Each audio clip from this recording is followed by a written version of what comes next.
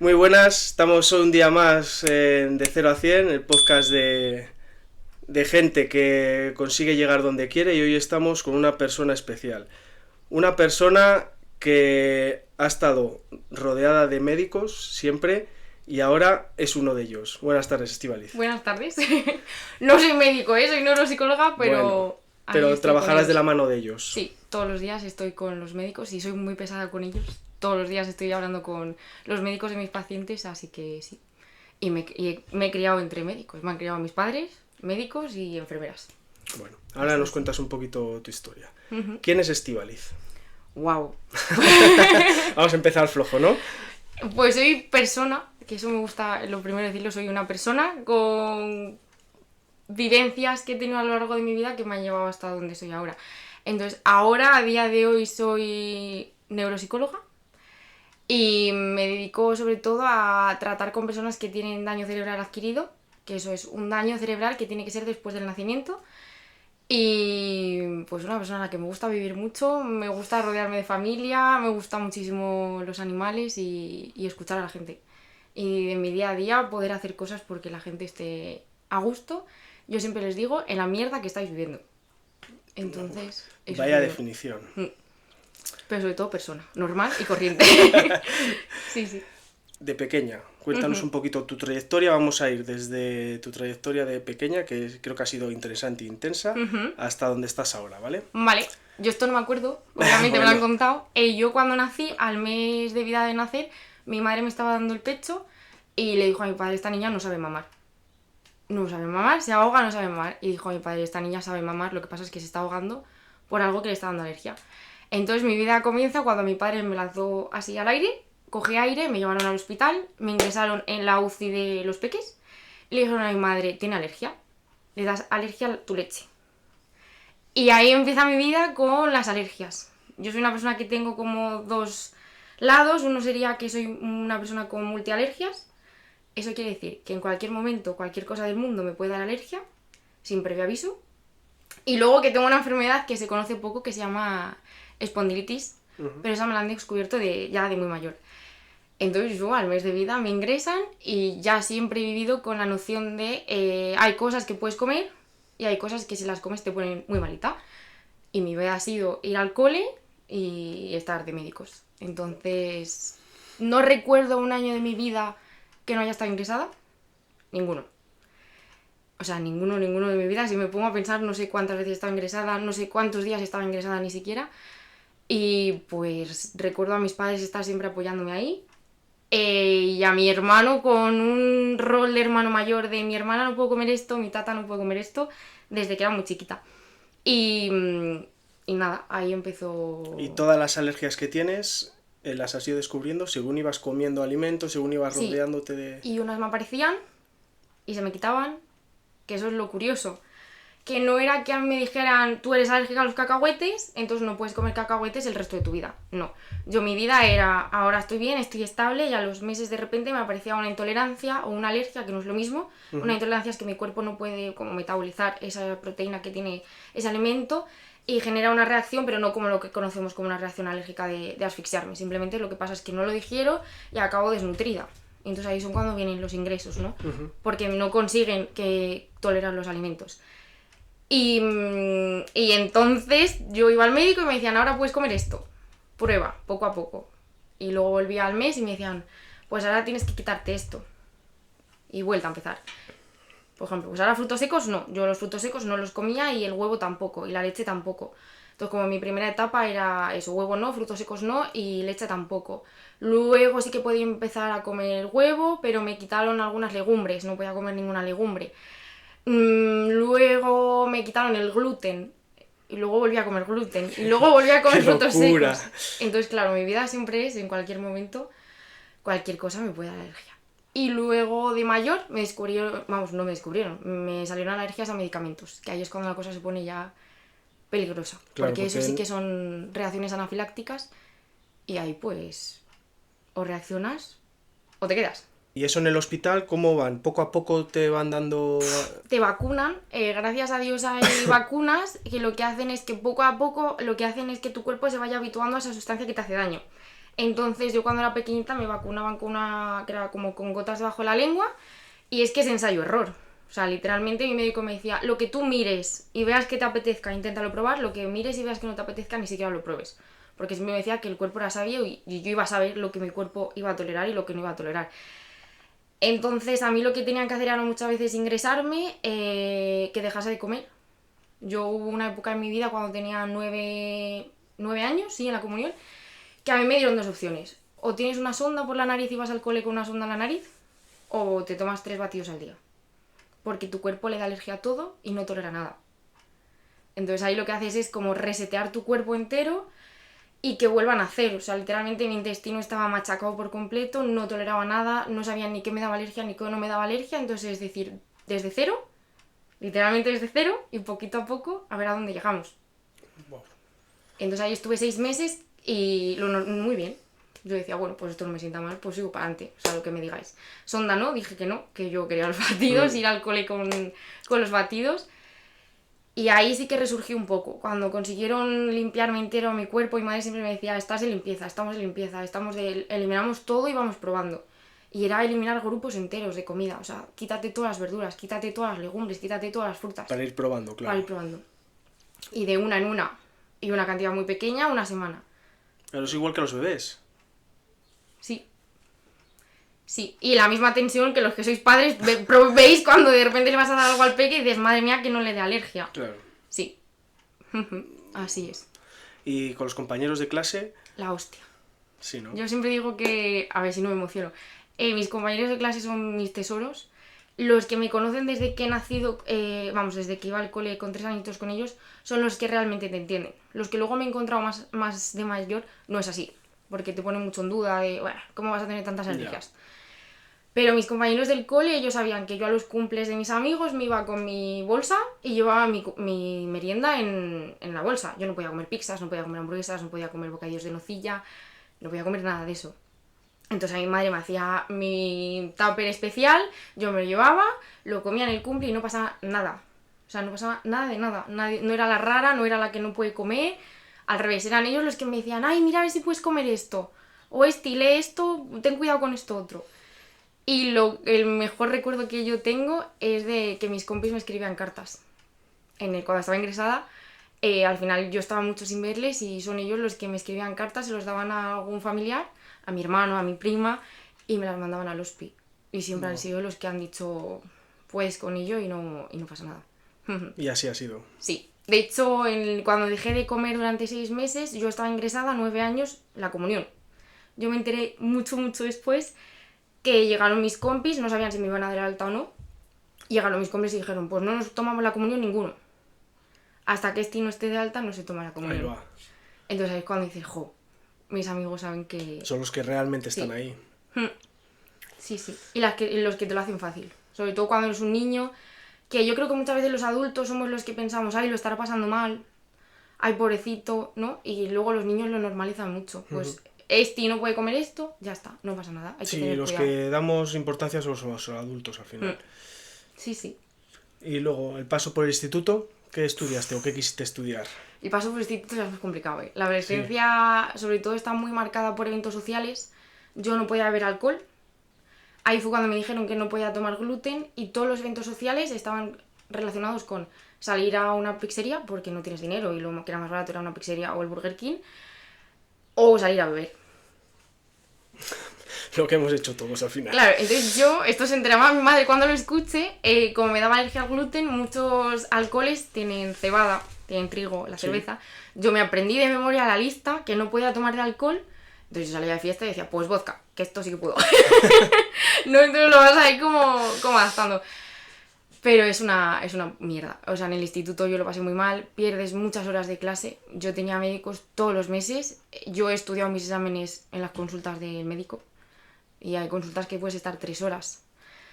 Entonces, claro, cuando eres pequeño estás más protegido y no notas tanto el faltar a clase. No pasa nada porque faltes un día. En el instituto no. Yeah. Ahí ya tienes que seguir un ritmo muy exigente y no estás bien. O sea, al final, físicamente, yo en esa época no estaba nada bien. Ya fue cuando me empezaron a aparecer un poco de síntomas de la otra enfermedad Y ahí ya es cuando mi cuerpo no daba de más. No, yo hacía deporte, o sea, yo competía en atletismo y bien, pero no pues con todo, ¿no? Al final la enfermedad sí que está ahí. Y el faltar a clase es una mierda. Pierdes el hilo que llevan tus compañeros, el estudio y los profesores que te decían. Ahí tenemos dos. Hay que tocar todo. Ahí tenemos el que me dijo, no vas a llegar a nada porque no vas a poder con el ritmo, déjalo, no estudies. Literal, no estudies. Y a mi madre se lo dijeron así, no va a poder con ello que no estudie. Y luego tienes a la que te siente y dice, mira, tú tienes que poner los varios encima de la mesa y si tú lo que quieres es esto, vas a poder con ello. Y si yo me tengo que quedar en los recreos a darte clases, me quedo en los recreos a darte clases. Eso se llama vocación o no vocación, ¿no? Tiene pinta, no lo sé, pero... es puro. O sea, yo he tenido muchos médicos a veces seguidos y sobre todo en selectividad, que claro, tú en selectividad no te puedes fallar nada, tienes que saberte todo. Y yo me acuerdo de mi profesora de biología, me cogió y me decía, tú te vienes a los recreos y yo te explico qué es esto porque no te puedes ir a selectividad sin saber qué es esto. Sin que yo te lo explique. Por mucho que tú lo memorices en clase, no puedes. Y luego eso, la otra cara de los médicos que, vamos, de los profesores que no tienen tanta vocación por saber que están enseñando a personas. Que tienen sus individualidades, cada uno en su casa. Claro, claro. Yo soy alumna, pero no soy alumna y ya está. Es lo de siempre. Lo hablábamos con José igual el otro día y... Vocación o no vocación, esa es... Pero para todas las profesiones, yo creo. Y también, yo ahora como psicóloga lo veo, el cómo te etiqueten te afecta mucho. O sea, si a ti te dicen que tú eres una persona válida, que vas a poder con ello, y que aunque tengas una circunstancia de mierda, porque son circunstancias de mierda, vas a poder con ello, te motiva, ¿no? Es como un motivador externo que lo que hace es que te active a ti y aunque tú no puedas con ello, digas, venga, que es un referente para mí porque es un profesor, y en la adolescencia, pues los profesores son bastante referentes, te motiva. A lo contrario, déjalo, no puedes con ello.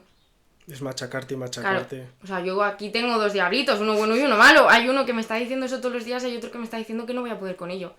Como alimente el de no puedes con ello, pues pasa lo que pasa, que lo acabas dejando. Y hay muchas personas que conviven con enfermedades crónicas, que no deja de ser una enfermedad crónica lo que yo tengo, que no es que se rindan, es que ya no pueden más. Que es muy diferente. Ya. Entonces, el saber dónde está tu límite y, jolines, bachillerato es muy difícil. Sí. Lo que hemos pasado por ello es muy difícil, entonces el ritmo es difícil. ¿De dónde sacabas las fuerzas? Wow, de orgullo y Sí. de mi familia. Cuando dices orgullo, tapar bocas, decir, no. Sí. Voy a conseguirlo, Sí. vamos, Sí. sea como sea. Y también cerrar etapas. Prefiero sufrir una cosa una vez que sufrirla dos veces. Prefiero Sí. presentarme a selectividad una vez que presentarme dos, ¿no? O no quiero... Yo en mi cabeza el repetir es que no entraba en ningún lado, o sea, yo... No sé, tengo como eso ahí en mi cabeza, lo hago y punto, me da igual. O sea, es que me daba igual. Me presupongo que no has repetido ningún curso. No, nunca. Digno de alabar. No, nada. Es que no estaba entre mis planes. Habré suspendido, pues como todos hemos suspendido alguna asignatura. Curiosamente suspendí aquella asignatura que el profesor no creía en mí. Anda. Que, bueno, que son fenómenos que pasan, ¿no? Que cuando el profesor no cree en el alumno no le da los recursos que necesita y se llama profecía autocumplida. Lo que cree el profesor se acaba cumpliendo porque no le da los recursos que necesita. Paso por la universidad. ¿Qué has estudiado? He estudiado psicología en la Universidad de Salamanca, que fue como un check de decir, mira, lo he conseguido y voy a Salamanca, que es como el sueño que tenemos así muchos estudiantes, en la universidad pública, que es buenísima. Y paso por la universidad, ahí fue cuando empecé a estar jodida de verdad. A nivel físico por la otra enfermedad que tengo, la espondilitis, que se conoció muy muy poco. Y entonces yo ahí empecé a hacer la locura de trabajar, estudiar a la vez y ver que me estaba pasando algo, pero que yo no lo escuchaba mucho y decía, bueno, esto está ahí. No tenía suficiente que iba sumando cosas, sí, ¿no? Sí, tenía que trabajar y tenía que estudiar. Y wow, es jodido, ¿eh? Perdón. No lo van a ver niños, que lo digo en todos los programas. Pero, claro, yo estudio psicología porque yo con 16 años me dicen... Bueno, tengo depresión porque no me consiguen decir qué me pasa en mi cuerpo, no me consiguen especificar cuáles son mis alergias, no son mis alergias. Y entonces el quitarte una depresión como psicóloga viene de quitarte refuerzos positivos, viene de quitarte cosas buenas, ¿no? Entonces a mí en esa época de los 16 años estás encerrado en casa estudiando y las actividades sociales que yo quería tener no las podía tener. Una cosa, la comida es maravillosa y nos refuerza muchas veces, tampoco la podía tener, entonces eso hizo que yo cayese en depresión porque es que no entendía lo que le pasaba a mi cuerpo y ya llevaba desde que había nacido. Y ya yo decía, mira, ya estoy cansada de ahora esto nuevo, esto nuevo, esto nuevo, esto nuevo, esto nuevo. Entonces fui a mi nutricionista, me dijo, ¿qué tal estás? Me eché a llorar y me dijo, vas al psiquiatra. Así. Fui al psiquiatra y me dijo el psiquiatra, toma, sertralina y alprazolam. Y yo me fui a... Bueno, eso no te digo ni cómo eran las consultas del psiquiatra, la pública, porque es deplorable. Salí, miré a mi madre y le dije, me ha dicho que tengo depresión y que me tome esto. Y me dijo, madre, bueno, vale. Y ahí yo leí lo que era eso y no me gustó. No me gustó el trato del psiquiatra, fue también vergonzoso. Y dije, tiene que haber otra cosa que no sea un psiquiatra. Ahí fue cuando descubrí lo que era un psicólogo y dije, anda, pues me gusta esto.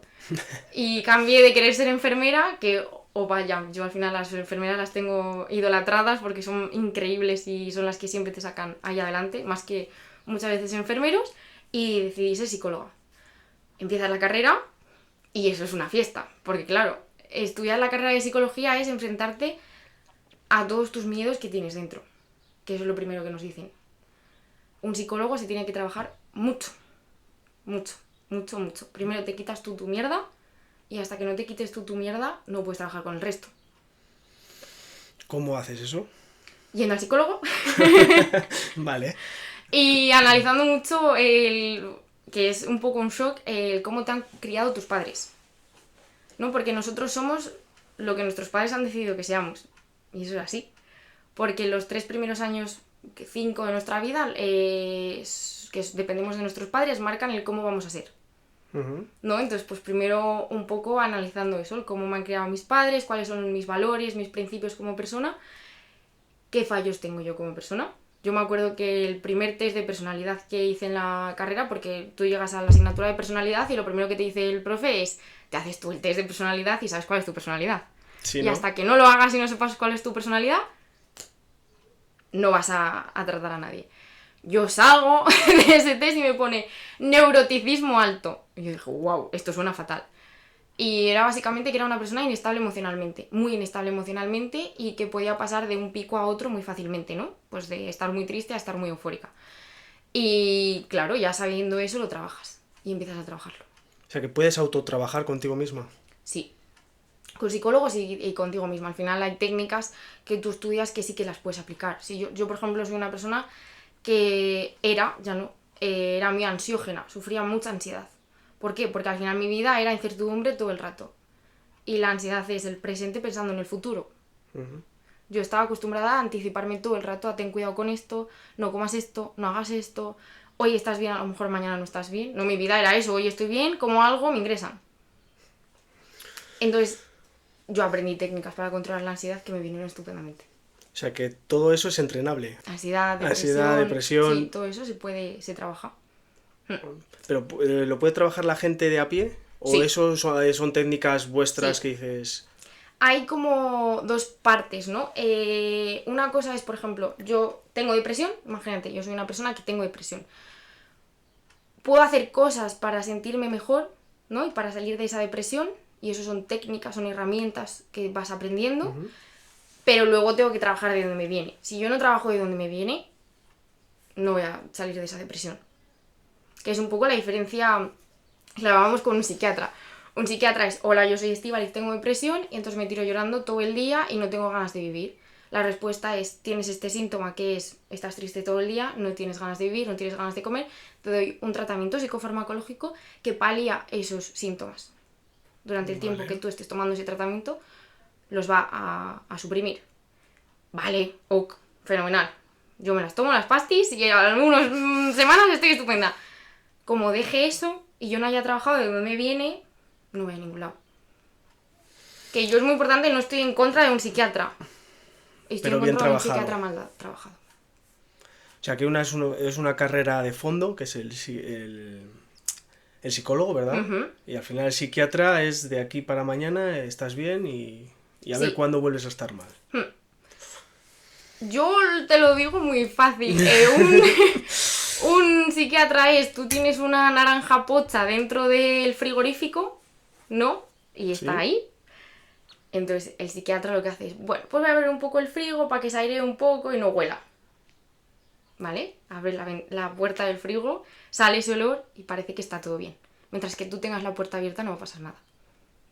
¿Vale? Un psicólogo no. Un psicólogo lo que hace es coge esa naranja, la saca, mira por qué está pocha, mira a qué otras frutas ha afectado. Porque muchas veces tú tienes aquí una naranja pocha y aquí tenías una preciosa, pero de repente la levantas y dices, anda, que también está pocha. Y no te estabas dando cuenta. Es lo de un psicólogo. Es difícil, joroba. Coger la naranja, huele mal, está mal, y la tienes que mirar y tienes que mirar alrededor. Y eso es muy difícil. O sea, enfrentarte a... Abro el cajón de mierda, literal, lo abro, miro y veo qué tengo dentro y a qué me ha afectado, porque muchas veces, yo como psicóloga siempre lo digo, el motivo de consulta no es el problema original de una persona. Nunca.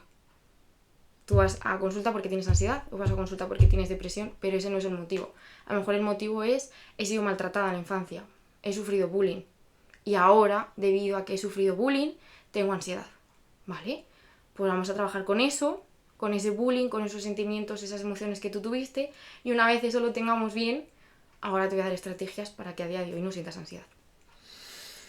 Nunca lo había pensado así.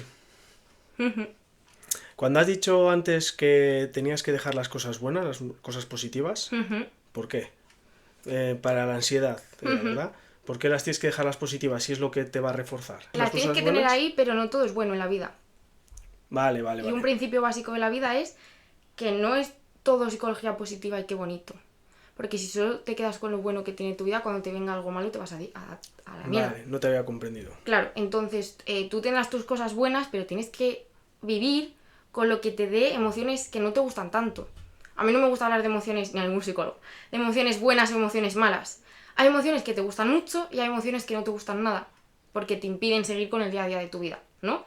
Pero el truco está en aceptar, yo por ejemplo, que tenía ansiedad, el truco está en aceptar que voy a vivir con ansiedad.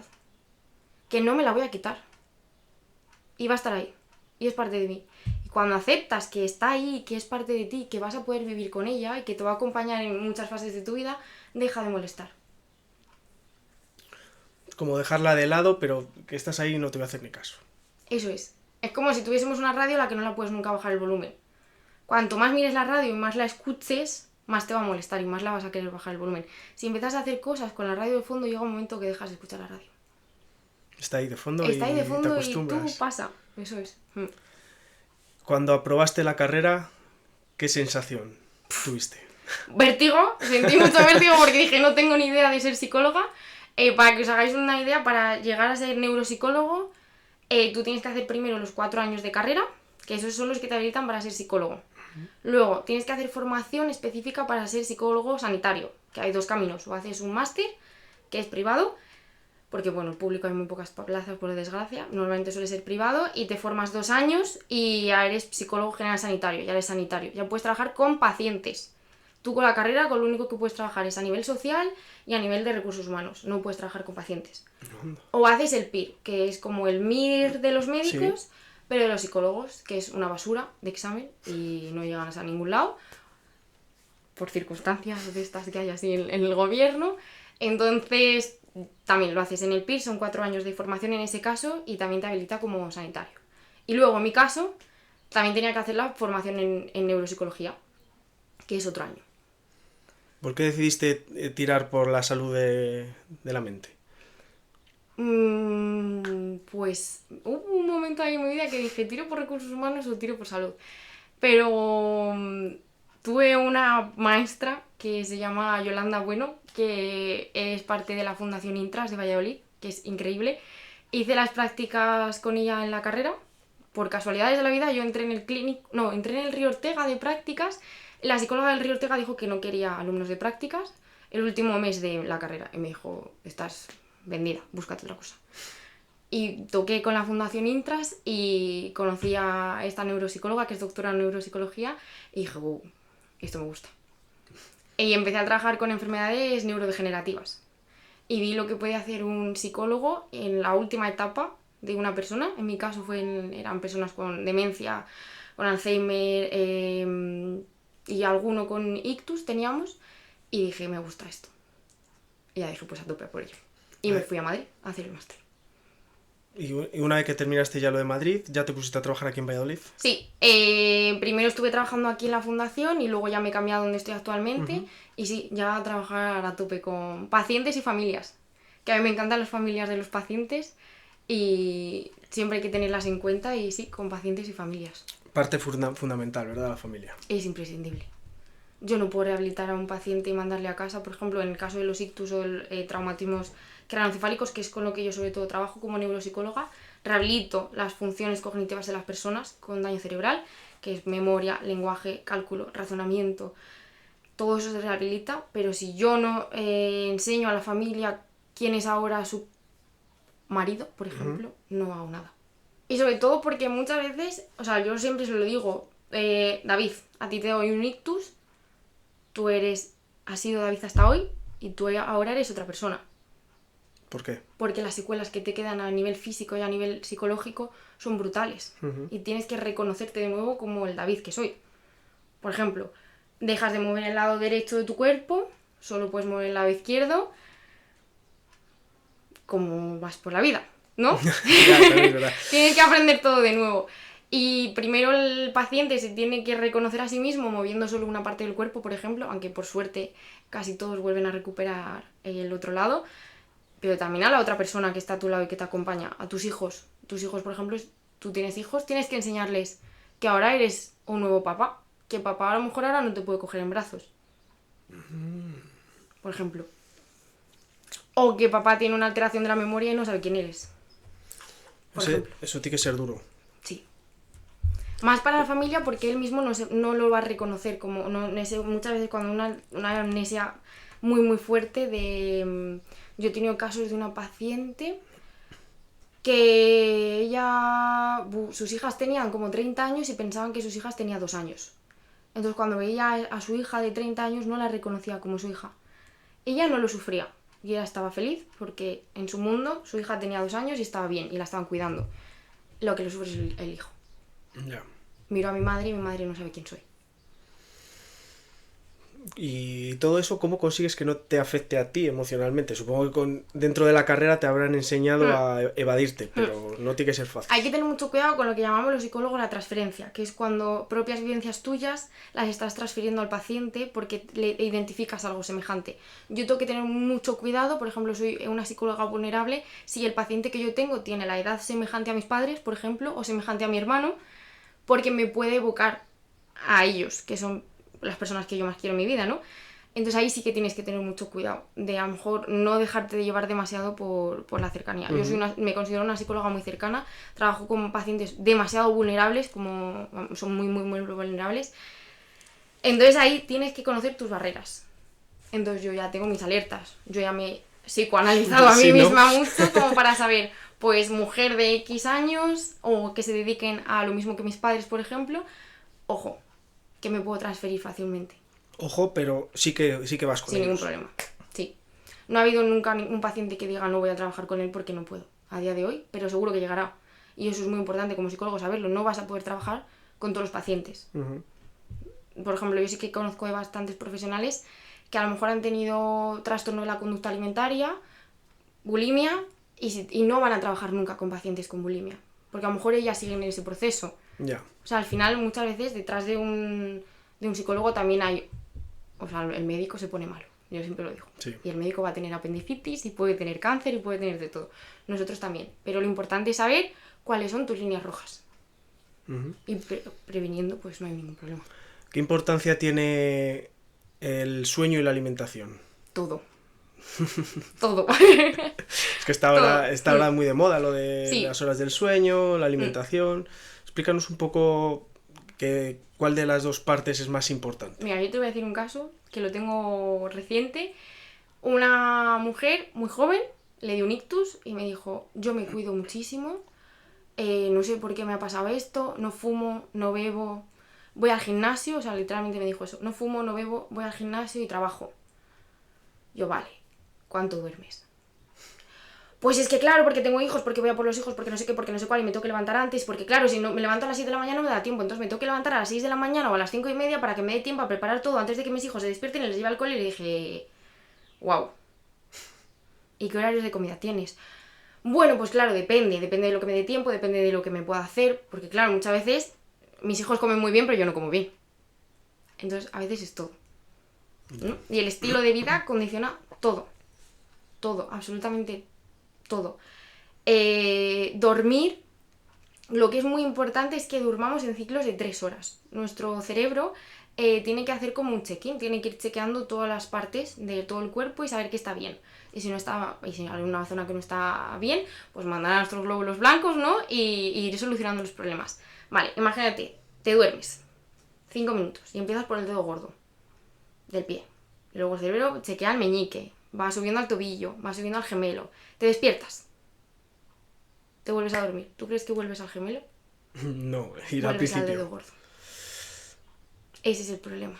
Los que son papis, por ejemplo, que tienen sueños intermitentes, se asemeja su cerebro al de una demencia. Fíjate el nivel cognitivo que puedes llegar a tener por no dormir. La deprivación de sueño es muy peligrosa.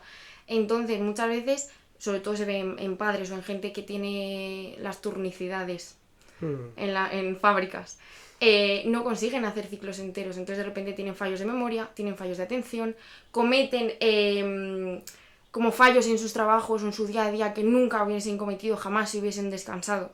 Entonces, te condiciona todo. Y lo más importante es que durmamos mínimo. Venga, va. Píllate los dedos. Yo creo que 7 horas sí, 7 horas sí. Y si no, 6. 6 horas son solo dos ciclos de revisión. Claro, pero luego está, a ver, la calidad de ese sueño. Mm. ¿Cómo puedes controlar esa calidad? Tú cuando te despiertas cansado o bien. Depende del día. Depende del día. Vale, es eso, es mucho la sensación que O tienes. sea, tú cuando te levantas bien, que dices, "Oh, qué bien estoy hoy", ahí perfecto, ¿no? Claro, cuando te levantas que me duele la espalda, que es que... Yo soy muy pesada con los hábitos de higiene que tenemos que tener con el sueño previo a irnos a dormir. ¿Vale? Yo tengo pareja y me pone una mala leche que yo me meto en la cama y yo miro el móvil en el sofá. Chequeo todo el Instagram, todo lo que quiera mirar, pero una vez voy a la cama, dejo el móvil boca abajo y no lo vuelvo a tocar. Mi chico, en vez de ver el móvil en el sofá, no, ve la tele y luego llega a la cama y con la luz apagada se pone a ver el móvil. Un rato. Nada, 5 minutos. Sí. Vale, pues eso lo que hace es que da información a los ojos de que sigue siendo de día. Porque le está llegando mucha intensidad lumínica a nuestros receptores oculares y piensa que seguimos de día. Por eso te despejas, ¿no? Cuando estás con el móvil. Eso es. Entonces ya tu calidad del sueño, el tiempo que te cueste dormir, ese inicio del sueño va a ser muy diferente el suyo al mío. Entonces es mejor, por ejemplo, consejo, que veamos el móvil con la luz encendida, porque va a ser la percepción, va a ser diferente la que tienen nuestros ojos, a que lo miremos así, que es justo, directo y es como que es más sensible a ese tipo de luz. Una pregunta que has tocado. La turnicidad en las fábricas. Es demoledor para el cuerpo. Mira, yo te voy a decir un ejemplo. Mi hermano se fue... Es por la parte que, sí, que tengo. Esto es muy peligroso. Mi hermano trabaja en una fábrica y ahora ya creo que no tiene tantos turnos, pero tenía 3 turnos, ¿no? Mañana, tarde, noche. Como, no sé si 2/3 de Valladolid. Se fue al extranjero de viaje, muy lejos, y no tenía jet lag. Malo. Y todo eso te lo hace el día a día. O sea, la semana a semana. Nosotros dependemos de una hormona que es muy importante, que es el cortisol, que la emitimos por la noche, que también es la hormona del estrés, y tenemos que sintetizarla. No tenemos que dejar que nuestro cuerpo se acumule, porque es la enemiga de nuestras arterias, por ejemplo. Si tenemos mucho cortisol en nuestras arterias, nos puede dar un ictus. Es muy probable que nos dé un ictus. El estrés es malísimo. Pero si no tenemos una buena higiene de sueño, también es malísimo. Muy malo. Entonces, claro, no te está cambiando el cuando duermes, te está cambiando el cuando comes. Es que te cambia todo. El cuando descansas. Y no te lo cambia cada mes. Te lo cambia muchas veces, bueno, cada semana. Cada semana. No te da tiempo. O sea, el cerebro aprende a sobrevivir. Aprende en que cualquier momento que me tumbe me tengo que dormir. Pero sí, es una sensación de cansancio continuo. Continuo. De que me puedo echar a dormir en cualquier momento. Sí, sí. Sí, una mierda. ¿Cómo mejoras esa vida? ¿Cómo das un poquito de calidad? A lo mejor es difícil, pero bueno, hay mucha gente, lo que has dicho, 2/3 de Valladolid o lo que sea. ¿Cómo intentamos, pues yo me incluyo, ¿cómo intentamos mejorar ese sueño, esa alimentación? Porque yo soy el primero que me levanto, estoy de noche, me levanto a la 1, preparo la comida, a lo mejor para ella, pero yo no tengo hambre. Es que es imposible. Y a lo mejor meriendo ceno, que luego meriendo ceno y me voy a trabajar otra vez. Y mal. Claro. La sensación de hambre es muy importante, claro, la sensación de hambre se rige por las horas que tú llevas sin ingesta, sin haber metido alimento. Entonces, claro, si es que cada vez le metes alimento a una hora diferente, es que una semana le vas a meter alimento a la hora de la comida a las 12 de la mañana, a lo mejor otra se la metes, yo qué sé, a las 4 de la tarde, entonces ya es todo lo que es nuestro sistema biológico, no sabe cuándo le va a venir. ¿Qué puedes hacer? Como un planning de qué tienes que hacer en cada turnicidad. Muy estricto. Sobre todo con el sueño. Pues cuando yo estoy de noche, me tengo que ir a dormir a esta hora y me despierto a esta. Y la hora para comer va a ser esta. Sí o sí. Sí o sí. Cuando esté de día, esta. ¿Por qué? Porque si tú no estás bien físicamente, eso peta. Y la edad es un regalo que nos ha dado Dios, muy bueno la juventud, pero caduca. Y a lo mejor lo que aguantas con 30 años, no lo vas a aguantar con 45. No lo vas a aguantar y no deberíamos aguantarlo. Sí, eso bueno. Es algo, bueno, estas cositas así que hay por el mundo. Entonces, y la alimentación es fundamental. O sea, nuestro segundo cerebro es la tripa. Eso es así y se está estudiando mucho. Y gracias a Dios cada vez hay más investigadores que están consiguiendo demostrar que el segundo cerebro es la tripa. Y muchas veces hay enfermedades mentales que vienen de una mala alimentación. Solo por la alimentación. Se ha demostrado ya en el trastorno obsesivo-compulsivo y en depresión y en ansiedad. Joder. Claro. Entonces muchas veces ¿a dónde me voy? O sea, yo como psicóloga y como neuropsicóloga también tengo que saber que muchas veces son otras las causas que están generando una sintomatología en una persona. Y muchas veces es que no tiene buena calidad de vida. O sea, tú llegas al fondo de todo, digamos. Sí, somos seres biopsicosociales. Soy un ser biológico, psicológico y social. Entonces yo tengo que mirar la parte biológica. Nosotros en psicología estudiamos muchísima parte de medicina. Mucho. O sea, mucho de biología, mucho de neurología, por supuesto. Y luego tienes que estudiar al ser como individuo, pero también al ser cómo se comporta con el resto de la gente. Y en el tema económico ya no me meto, pero también muchos problemas no son biológicos o de la propia persona. Muchas veces los problemas de las personas son que no tienen buenas condiciones económicas, que no tienen un trabajo digno, que van apuradísimos y el ritmo que llevan les llevan a, pues es que no puedo más con la vida. Y dices, normal. ¿Tienes depresión porque a ti te da la gana? No. Tienes depresión porque a lo mejor no ganas lo suficiente en tu trabajo y encima trabajas un montón de horas y luego no tienes tiempo para tus hijos. Y luego ya dices, bueno, voy a coger otro para ver si llego. Sí. Buah. Wow. Me salen un montón de preguntas, chaval. Partes del cerebro y cómo funciona. Wow. Sí. Para la gente de a pie, ¿vale? Vamos a tocar un poco qué es Sí. el cerebro y sus partes. A mí es lo que más me gusta. Yo soy muy friki. Soy neuropsicóloga y soy súper friki. Lo resumo mucho. Sí, por eso te digo. ¿Vale? Muchísimo. Esto de aquí delante es lo más peligroso que tenemos. ¿Vale? Los golpes ahí, no. Los golpes ahí, chungos. Bueno, todos son chungos. Tenemos 1, 2, 3 y aquí otros 2 lóbulos. Este sería el frontal, este sería el parietal, este sería el occipital y aquí tenemos los temporales. Vale. Vale, entonces, este de aquí, el frontal, a mí como psicóloga es el que más me gusta. Es el que se encarga de lo que somos, del razonamiento. Tiene como un sistema de control de impulsos, un sistema de emociones. Es como la última parte del cerebro que se desarrolló en el ser humano. Vale. ¿Vale? Y lo estoy comprendiendo yo creo que la gente lo va a comprender. Espero que sí. Vale. Luego, tenemos este de aquí atrás, que yo le llamo el peligroso. Porque este controla como las necesidades básicas, las funciones básicas de nuestros órganos. Peligroso porque si me doy aquí un golpe en la cabeza, me puedo morir. Si me le doy aquí, en la zona frontal, lo que puede pasar es que me cambie mi personalidad por completo. Pero si yo me lo doy aquí, puedo hacer que pierda la visión, Esta zona occipital se encarga sobre todo del tema visión y que pierda más funciones básicas como son la respiración o el ritmo cardíaco. Luego, aquí tenemos el parietal, que es el que se encarga de integrar los órganos de los sentidos. Sí, vale, sí, tú continúa, ¿Vale? continúa. Y luego, justo por aquí, Sí. estas son zonas muy importantes porque son las zonas motoras. Vale, O sea, cada cachito pequeñito del cerebro mueve un músculo diferente. vale. Y luego aquí, que son los temporales, son los que se encargarían del lenguaje. Hay dos zonas que son muy famosas que se llaman la área de Broca y de Wernicke, que son específicas del lenguaje, de producir lo que yo quiero decir o de comprenderlo, que es muy diferente. Una persona por un daño cerebral puede tener una alteración de la comprensión, tú me hablas y yo no te entiendo, o de la producción. Yo te entiendo, pero te intento decir micrófono y te digo pera, o te digo ero. Estás recordando a un capítulo de House. Sí. Y luego ya dentro de aquí, por esta zona, si yo hago así, está todo lo que tiene que ver con la memoria y con las emociones. Hay un sistema que se llama el sistema límbico, que es el que se encarga de la regulación de las emociones y es muy importante. Pero en resumidas cuentas, tendríamos como algunos así más primarios que se encargan de hacernos vivir y esos tienen que funcionar. Si no funcionan, no vivimos.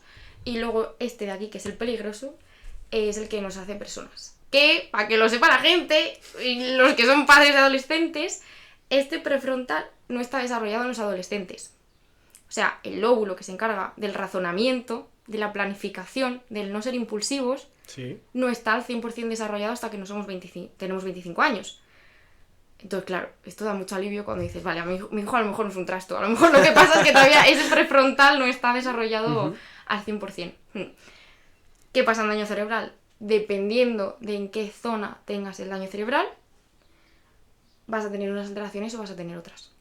Los golpes que has dicho que te das en el frontal, te cambia como persona, que lo que has hablado, no que te cambie el carácter, no que te cambie la personalidad. O sea, que tengas un problema que lo dices tú, estoy más agresivo, pero por eso Sí. simplemente, Sí. por un golpe. Bueno, Un golpe fuerte. cuando ¿vale? hay un golpe, el problema es que no solo donde golpeas, donde rebota el cerebro. O sea, el cerebro está en un líquido, que es el líquido cefalorraquídeo, que yo lo simulo como cuando un bebé está en la tripa de una madre y está en el líquido amniótico, ¿no? Recibe un golpe, no pasa nada, lo está protegiendo. Si es un golpe fuerte, ya no. Entonces, tú imagínate que este es el cráneo que envuelve al cerebro y que yo tengo un golpe a nivel frontal. Me choco contra una pared a nivel frontal. Sí. El problema es que el cerebro rebota y se choca atrás. Entonces ya no solo voy a tener un daño frontal, a lo mejor también lo tengo occipital.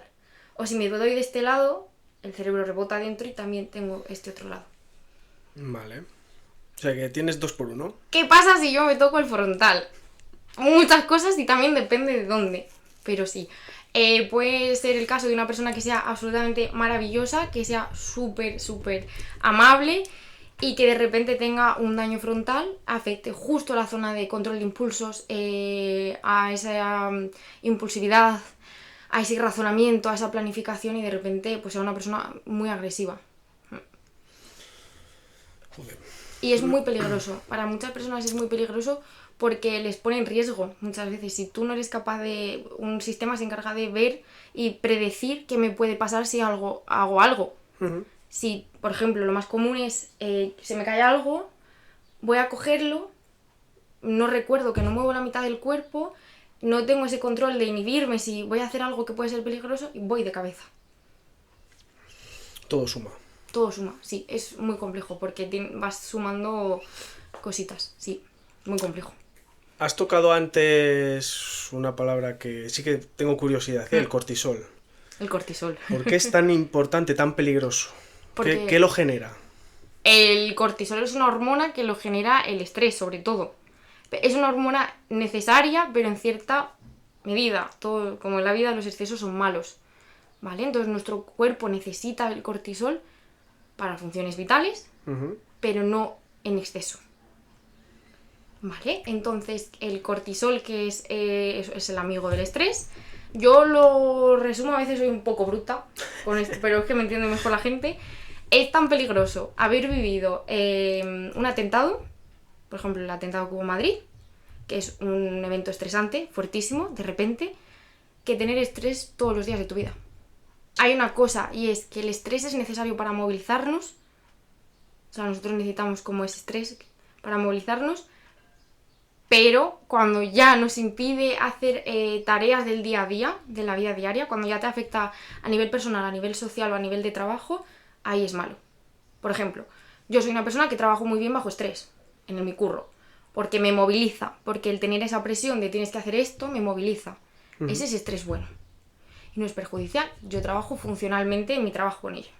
Eso sí, si tú tienes a un jefe que es un negligente y te está azuzando que tienes que arreglar un coche o que tienes una cadena que como no la arregles se te van 300 motores a la mierda, ahí no vas a trabajar bien. Bajo presión. Depende mucho de cómo estés interpretando tú esa situación vital. Si tú trabajas bien así, ok, sin ningún problema. Pero cuando ya luego te vas a tu casa, o al revés, o tienes un problema muy estresante en casa y te vas al trabajo y sigues rumiando, ahí ya no es bueno. Y vuelvo a lo mismo, es tan malo el poco estrés muy continuado que uno de golpe. Tener poco cortisol te aplatana, te queda... No. O sea, todos vamos a tener cortisol. Como todos Sí vamos o a sí. tener colesterol. Sí, es lo mismo, siempre, todos. Todos lo vamos a tener y es necesario, tiene que estar ahí. Todo tiene su función. Pero cuánto y cómo se va acumulando en mi cuerpo es lo que ya es negativo. Una sobrecarga. Eso es. Vale, vamos a tocar un poco las emociones, ¿te parece? Sí, me parece. Vale, ¿qué son las emociones? ¿Qué son? Es que tengo que aprovecharme de ti. ¿Qué son las emociones? Las emociones es una reacción que tiene nuestro cerebro y nuestro sistema ante una situación. Vale. No las elegimos, es algo espontáneo. Ante una situación, que nosotros los psicólogos llamamos estímulos, me gusta mucho esa palabra, nuestro cerebro reacciona de una manera, ¿no? Vale. Y la emisión que produce es la emoción.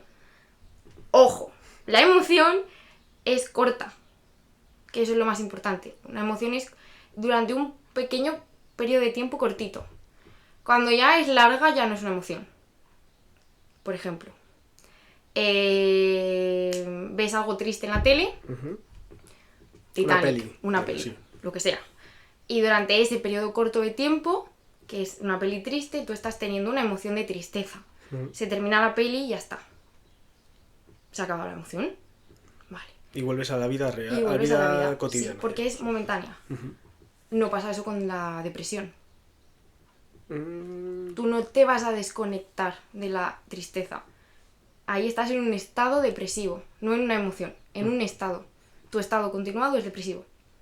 Vale. Ves a tu hijo reír y tú te ríes durante un tiempo. Ya está, esa emoción, ¿no? Que es diferente a yo soy feliz. Que ojo, eso ya es otro mundo. ¿No? Entonces, lo más importante de las emociones, la película de Inside Out, sí. La de Del Revés, las explica muy bien porque son muy básicas, ¿no? El miedo, la ira, la tristeza, el asco y la alegría. Esas son de las que partimos. Y los peques de verdad que se mueven por esas 5. Sí. Es tan básico como pensar en esas 5 y preguntarle de qué color está, yo os digo, o cuál están sintiéndose. Cuando llegamos a la adolescencia las empezamos a mezclar. Un poco. Está muy guay. Aparece ansiedad, justo. Sí.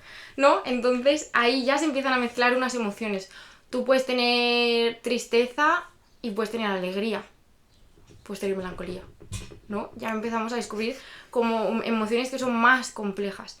Pero siempre vienen de una original o de 2 originales. Lo importante es de dónde me está viniendo la emoción primaria. Y luego ya conforme nos hacemos adultos, ahí ya tenemos muchísimos estados, ¿no? Una cosa son las emociones y otra es qué sentimientos puedo ir sintiendo en cada momento. Porque las emociones no se pueden controlar, pero sí gestionarlas. Claro, una emoción es una reacción momentánea a un estímulo que estoy viviendo de mi cerebro. No la controlo. En ese momento, cuando surge, no la controlo, ¿no? O sea, tú la estás sintiendo. Ves una peli con una chica que acabas de conocer, quieres llorar porque es tristísima y no puedes llorar porque la acabas de conocer. Puedes contener esa emoción. Sí, la puedes contener. Pero está ahí, tú estás triste. O estás en clase y te da la risa y te tienes que aguantar la risa, ¿no? Se pueden contener. No es malo, o es malo. Claro, ahí viene. Si tú contienes siempre una emoción, ahí es cuando es malo. Las emociones están para vivirlas, lo he dicho antes, a mí no me gusta decir, y a ningún psicólogo, hay emociones buenas o hay emociones malas. Hay emociones que te van a gustar más o que te van a gustar menos, pero vas a pasar por ellas. Y no sentir tristeza no te va a hacer que nunca tengas depresión, al revés. Probablemente haga que vayas a tener depresión. Hay que pasar por todas. Y solo vas a saber lo que es la alegría si sabes lo que es la tristeza. Y por ejemplo, el miedo, a mí me gustó mucho cuando yo lo estudié. Sin miedo nos morimos.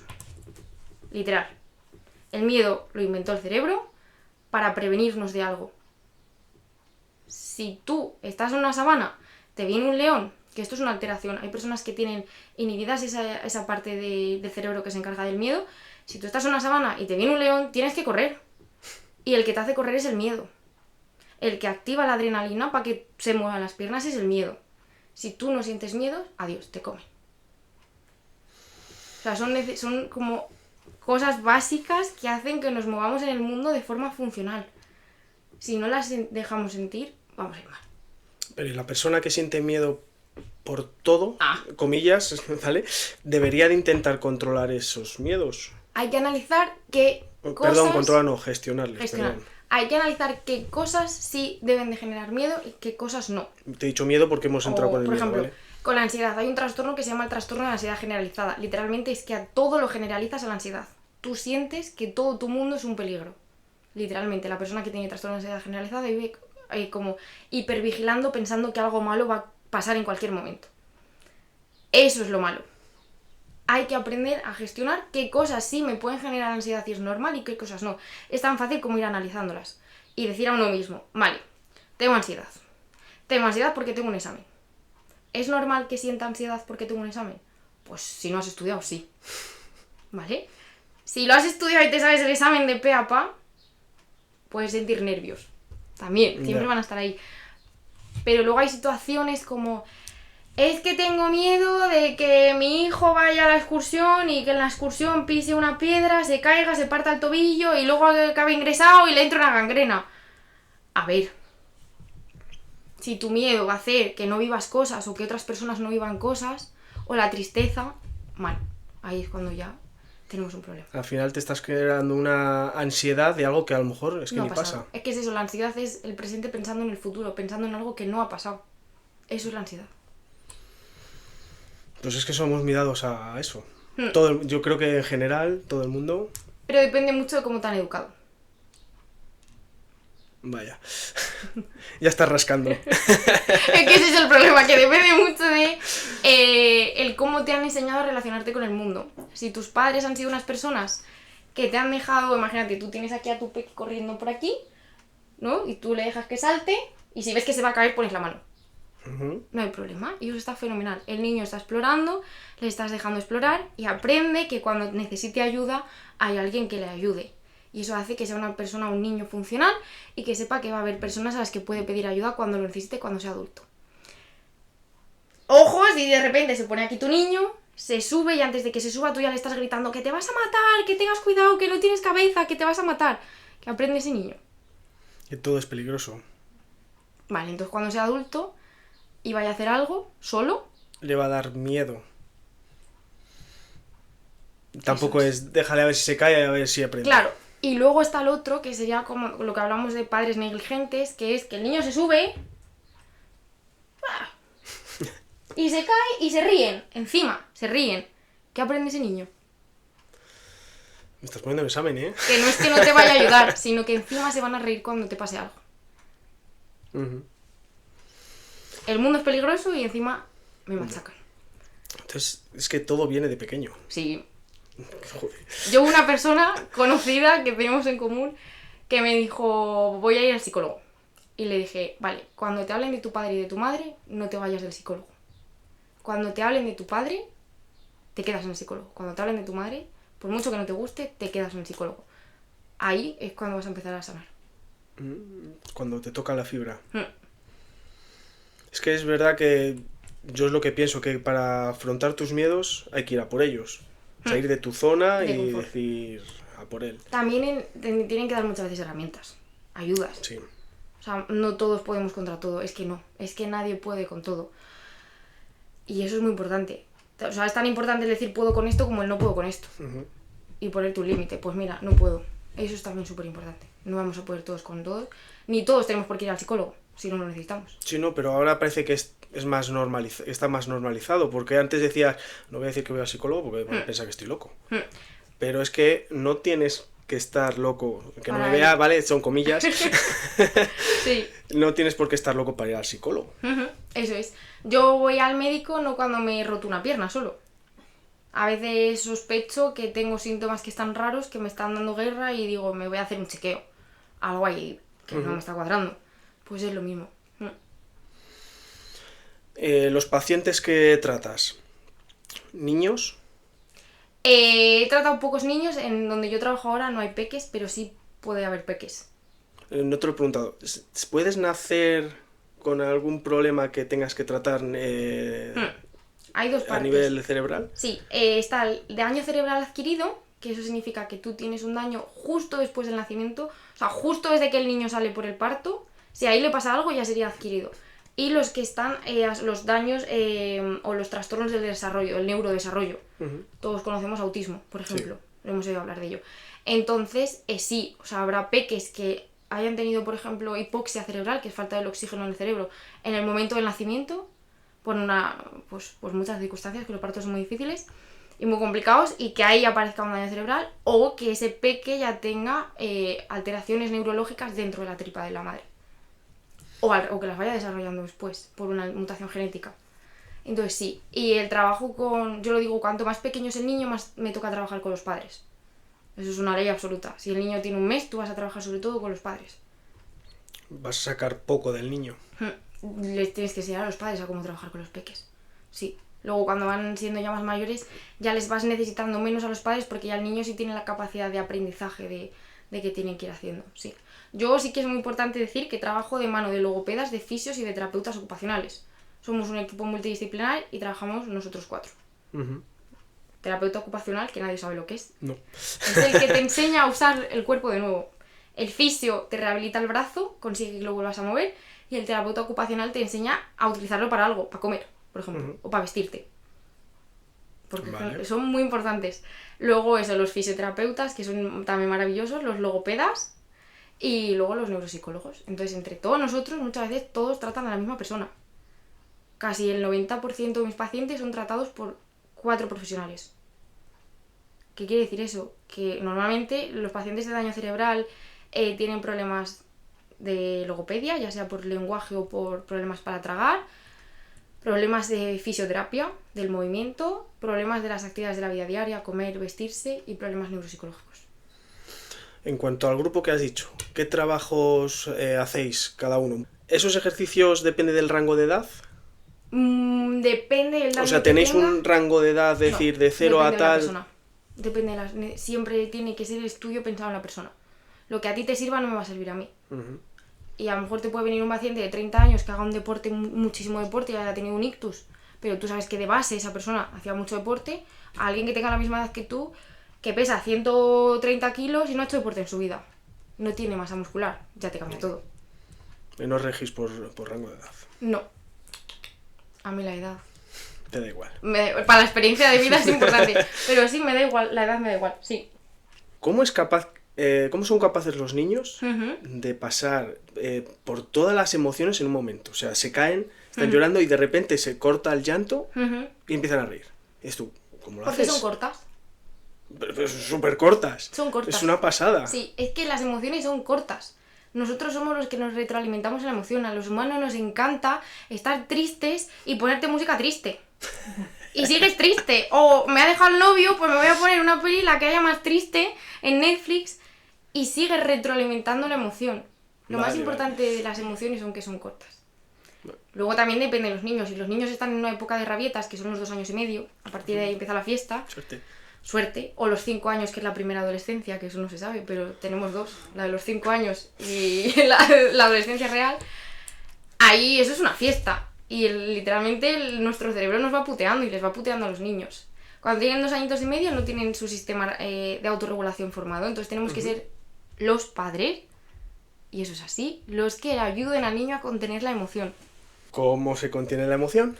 Pues O sea, ¿cómo explorando hacemos? qué emoción tiene el peque, Sí. si es miedo, si es enfado, si es asco, normalmente son las que generan rabietas. Ira, miedo o asco. Alegría no suele generar. Ya. Y ahí diciendo al niño, estoy aquí para cuando me necesites. Por ejemplo, si lo que siente es miedo, el niño no va a ser capaz de autorregularlo. Quítale lo que le está dando miedo. No es el momento para que le fuerces. Vale. Sí, que no digas que no pasa nada. Mira, ven aquí, Si ven. pasa, él lo está sintiendo. Eso es. Cuando decimos a alguien no pasa nada, estamos invalidando lo que está sintiendo. Estoy triste. No estés triste. Es como el pero. Ya invalidas el... Hay que validarlo. Yo siempre lo digo mucho y a mis pacientes, sobre todo trabajo con adultos, se lo digo. Literal, vienen el primer día, se sientan. Vienen ingresados. Yo trabajo con pacientes que están ingresados casi todos. ¿Qué tal estás? Y me dicen, bueno. Y ya lo que les contesto. Estás mal. Estás hecho una mierda. Dime la verdad. Ya está. Y una vez lo dicen, pues tienes razón. Y ya se quedan más a gusto. Pues con los peques lo mismo. Tienes miedo y es normal que tengas miedo. Vamos a poner una solución. ¿Qué necesitas? Muchas veces funciona mejor el que necesitas que el que te pasa. Ujú. Y moviliza más a la persona. Yo te pregunto, ¿qué te pasa? Pues a lo mejor no te apetece decir, pues es que tengo miedo a esa baldosa amarilla. Pero si me dices, ¿qué necesitas? A lo mejor te digo, que tapemos la baldosa amarilla. Se tapa y se acabó el miedo. Y ya está. Yo muchas veces digo que el miedo lo creamos nosotros. Es una invención nuestra. Que no existe el miedo como tal. Entonces, yo muchas veces a Lucas le digo que no puedes tener miedo de eso. Que eso es una invención nuestra. Entonces, no sé si estás haciendo bien en decirle que eso es una invención tuya, que no existe el Y miedo. invalidas. Estás invalidando Le ese estás miedo. invalidando porque él lo está sintiendo. A él le da miedo eso. Es que esto a lo mejor a ti no te da miedo, pero a lo mejor a mí me puede dar el más miedo del mundo. Porque a lo mejor yo anoche tuve una pesadilla en la que me daban un golpe con un micrófono y me quedé inconsciente. ¿Cómo me puedes decir que no me dé miedo eso si yo sé lo que puede pasar? Ya. Entonces lo importante es saber por qué te da miedo, qué es lo que te asusta. A ver, esto va a ser... Sí, bueno, pero... No, eso os voy a contar algo mío personal, va a sonar un poco así. Yo con 3 años, en mi pueblo se hace lo de que los Reyes Magos te ven los regalos. Esto verídico que está grabado en vídeo. A mí me tocó el Rey Mago Negro, Sí. 3 años, Subí al escenario gritando, grabado, te lo prometo, y me dijo el rey, ¿qué te da miedo? Yo le dije, tu color. Adiós. Ya. 3 años, no soy racista, no estaba condicionada a nada, simplemente me asustaba porque a lo mejor era la primera vez que yo veía a una persona con la piel negra. Sí. ¿Qué le vas a decir al niño? ¿El Rey Mago no da miedo? Pues es que le está dando miedo. Ya. ¿Y Lo importante es ver de dónde viene el miedo. ¿Qué es específicamente lo que te está asustando? ya no te da miedo? No, ya no me da miedo. Y es la mejor anécdota que tengo en mi vida de ver el vídeo y decirle al rey, tu color. O sea, porque es algo muy básico. O sea, tienes que guardar como, Sí, como oro en paño, es un vídeo ¿eh? que lo tengo guardado en oro en paño. Es que el miedo es algo muy básico. Sí que es muy importante saber que hay miedos que son biológicos. Somos animales. Literalmente. Entonces hay miedos que evolutivamente estamos programados para que nos den miedo. ¿Para qué? Para protegernos, lo que te decía antes. Yo estoy programada para que me dé miedo un león, porque si no le tengo miedo me come. Porque sabemos las consecuencias. Sabemos las consecuencias. Pero es que hay una cosa que se llama la epigenética, que es como lo que mis antepasados me han ido transportando a mí. En mis genes, literalmente se modifican los genes para que yo sea hoy, o sea, lo de Darwin, para que sea funcional, para que sobrevivas al medio. Entonces va a haber miedos como las serpientes, que es muy común, las arañas, que son programaditos, están ahí. Probablemente no los cambiemos. Eso no se pierde. Te podrás enfrentar a ello, que es exposición básicamente, enfrentarte a ello, pero sí que están ahí. Y luego hay miedos que están lo que llamamos condicionados a cosas. El micro lo he condicionado a quedarme inconsciente. ¿Me está dando miedo el micro? No, me da miedo quedarme inconsciente. Vale, pues voy a trabajar sobre quedarme inconsciente.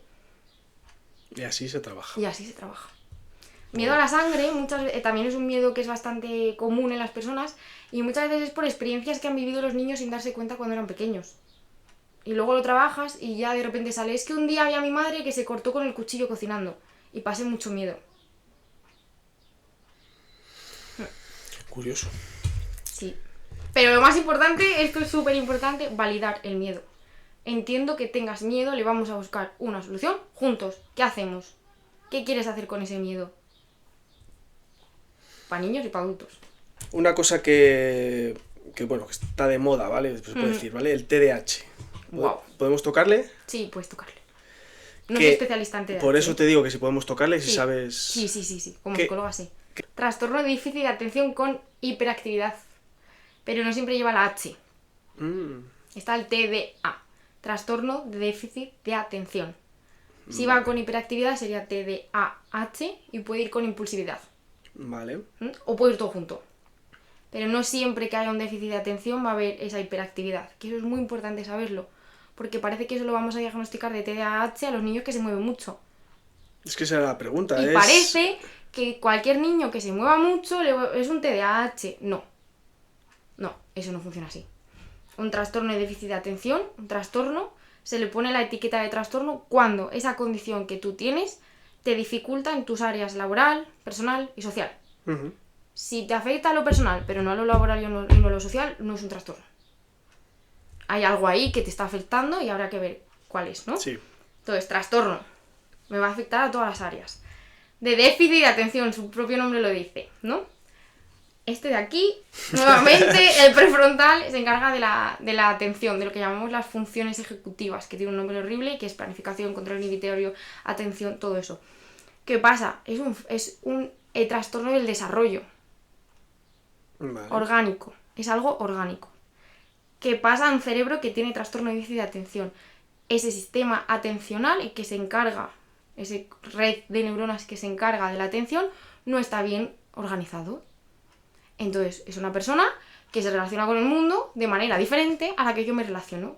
Yo tengo bien mi capacidad atencional, para mí van a ser muy fáciles unas cosas y para ti no, porque tú no las tienes bien. Vale. Entonces, a mí lo de trastorno lo odio, no me gusta nada. Lo que tiene que saber la persona es a qué me afecta. Y en qué dejo de ser funcional, en qué dejo de ser como me gustaría a mí ser. Entonces, el déficit de atención, lo que estamos acostumbrados es que sean personas pues que se despistan fácilmente, que no paran quietas y todo eso, porque muchas veces no tienen por qué estar sin parar quietas. Pero la base está en el déficit de atención, en que tú no eres capaz de mantener la atención durante un tiempo estimado de tiempo, o sea, 20 minutos. Normalmente la gente tiene una atención sostenida sobre una cosa de 20 minutos, o que no puedes alternar la atención de una cosa a otra. No tienes esa capacidad de estar haciendo como dos cosas al mismo tiempo. Y eso te afecta en tu día a día. Y luego ya si va con hiperactividad, pues sería un niño que está todo el rato, que aparte de que no tiene atención, pues necesita moverse. Que lo necesita. Y eso es importante. No se mueve porque a él le apetezca y sea un niño movido. No, necesita su sistema, la estructura y cómo sus neuronas funcionan, necesitan esa actividad. Te lo digo porque antes parece que todos los niños eran movidos, hace muchísimos años ya, dices, es que ese niño es movido, pero ahora parece que todos es el TDAH. Vale, ¿sabes lo que es una farmacéutica? Sí. Vale, ganan mucho dinero, ¿verdad? Sí. Sí, vale.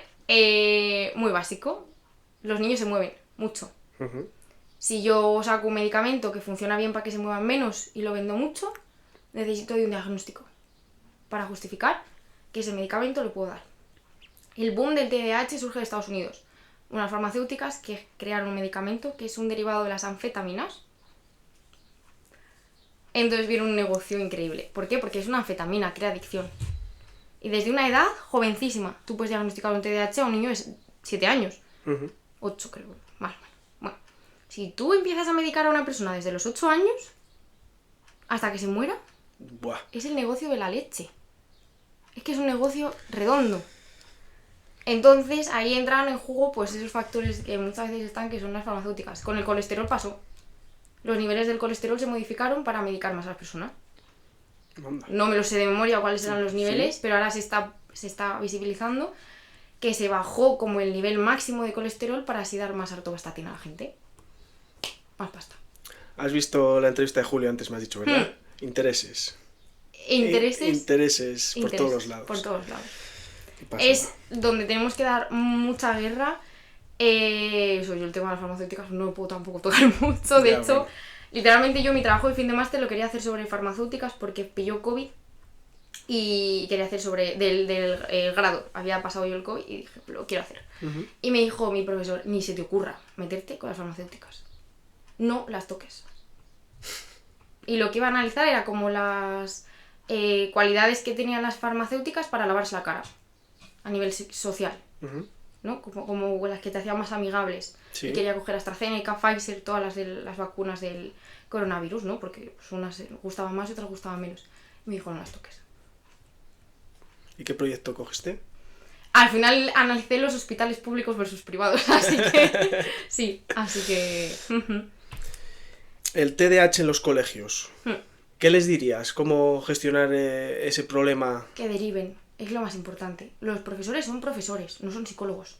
Y muchas veces se les carga de tareas que no son suyas. Un profe, su labor es enseñar y ser maestro de las materias básicas.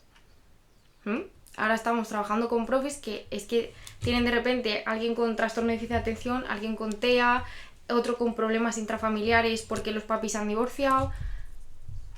Pasa de todo en un cole, o sea, son mini individuos pequeñitos y los profes no tienen que poder con todo eso. Mi consejo es que cuando un profe detecte que hay algo que se le escapa, si el orientador del cole no es psicólogo, que muchas veces son pedagogos y no va a poder trabajar con ello, se llama a los papis y se les dice que no tengan miedo a decir veo algo que no me cuadra. Que no estás diciendo que tu hijo está enfermo. O sea, no te están diciendo que el hijo está enfermo, está diciendo que hay algo en el cole que le dificulta su día a día, que eso es lo más importante, que el que está teniendo la dificultad es el peque. Y ir a psicólogos especialistas en infantil y cuanto antes mejor. Vale. O sea, es que esto a veces se ve a los 2 años. Yo llego a ver peques de 2 años y decir... Pff, y saber que a lo mejor hasta los 8 no le iban a decir nada.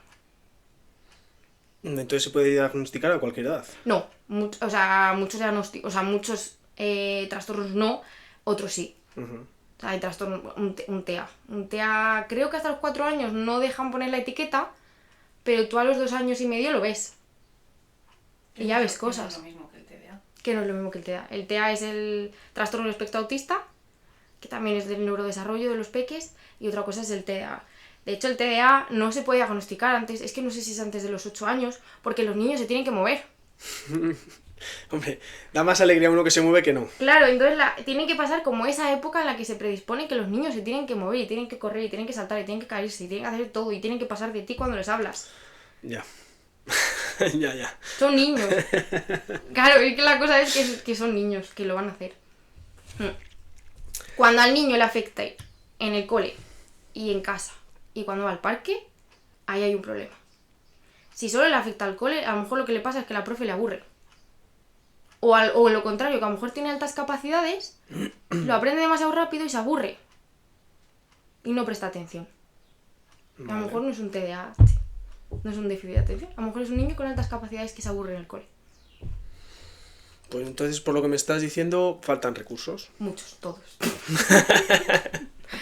Yo como neuropsicóloga no existo en la seguridad social. Existo muy poco. Bien.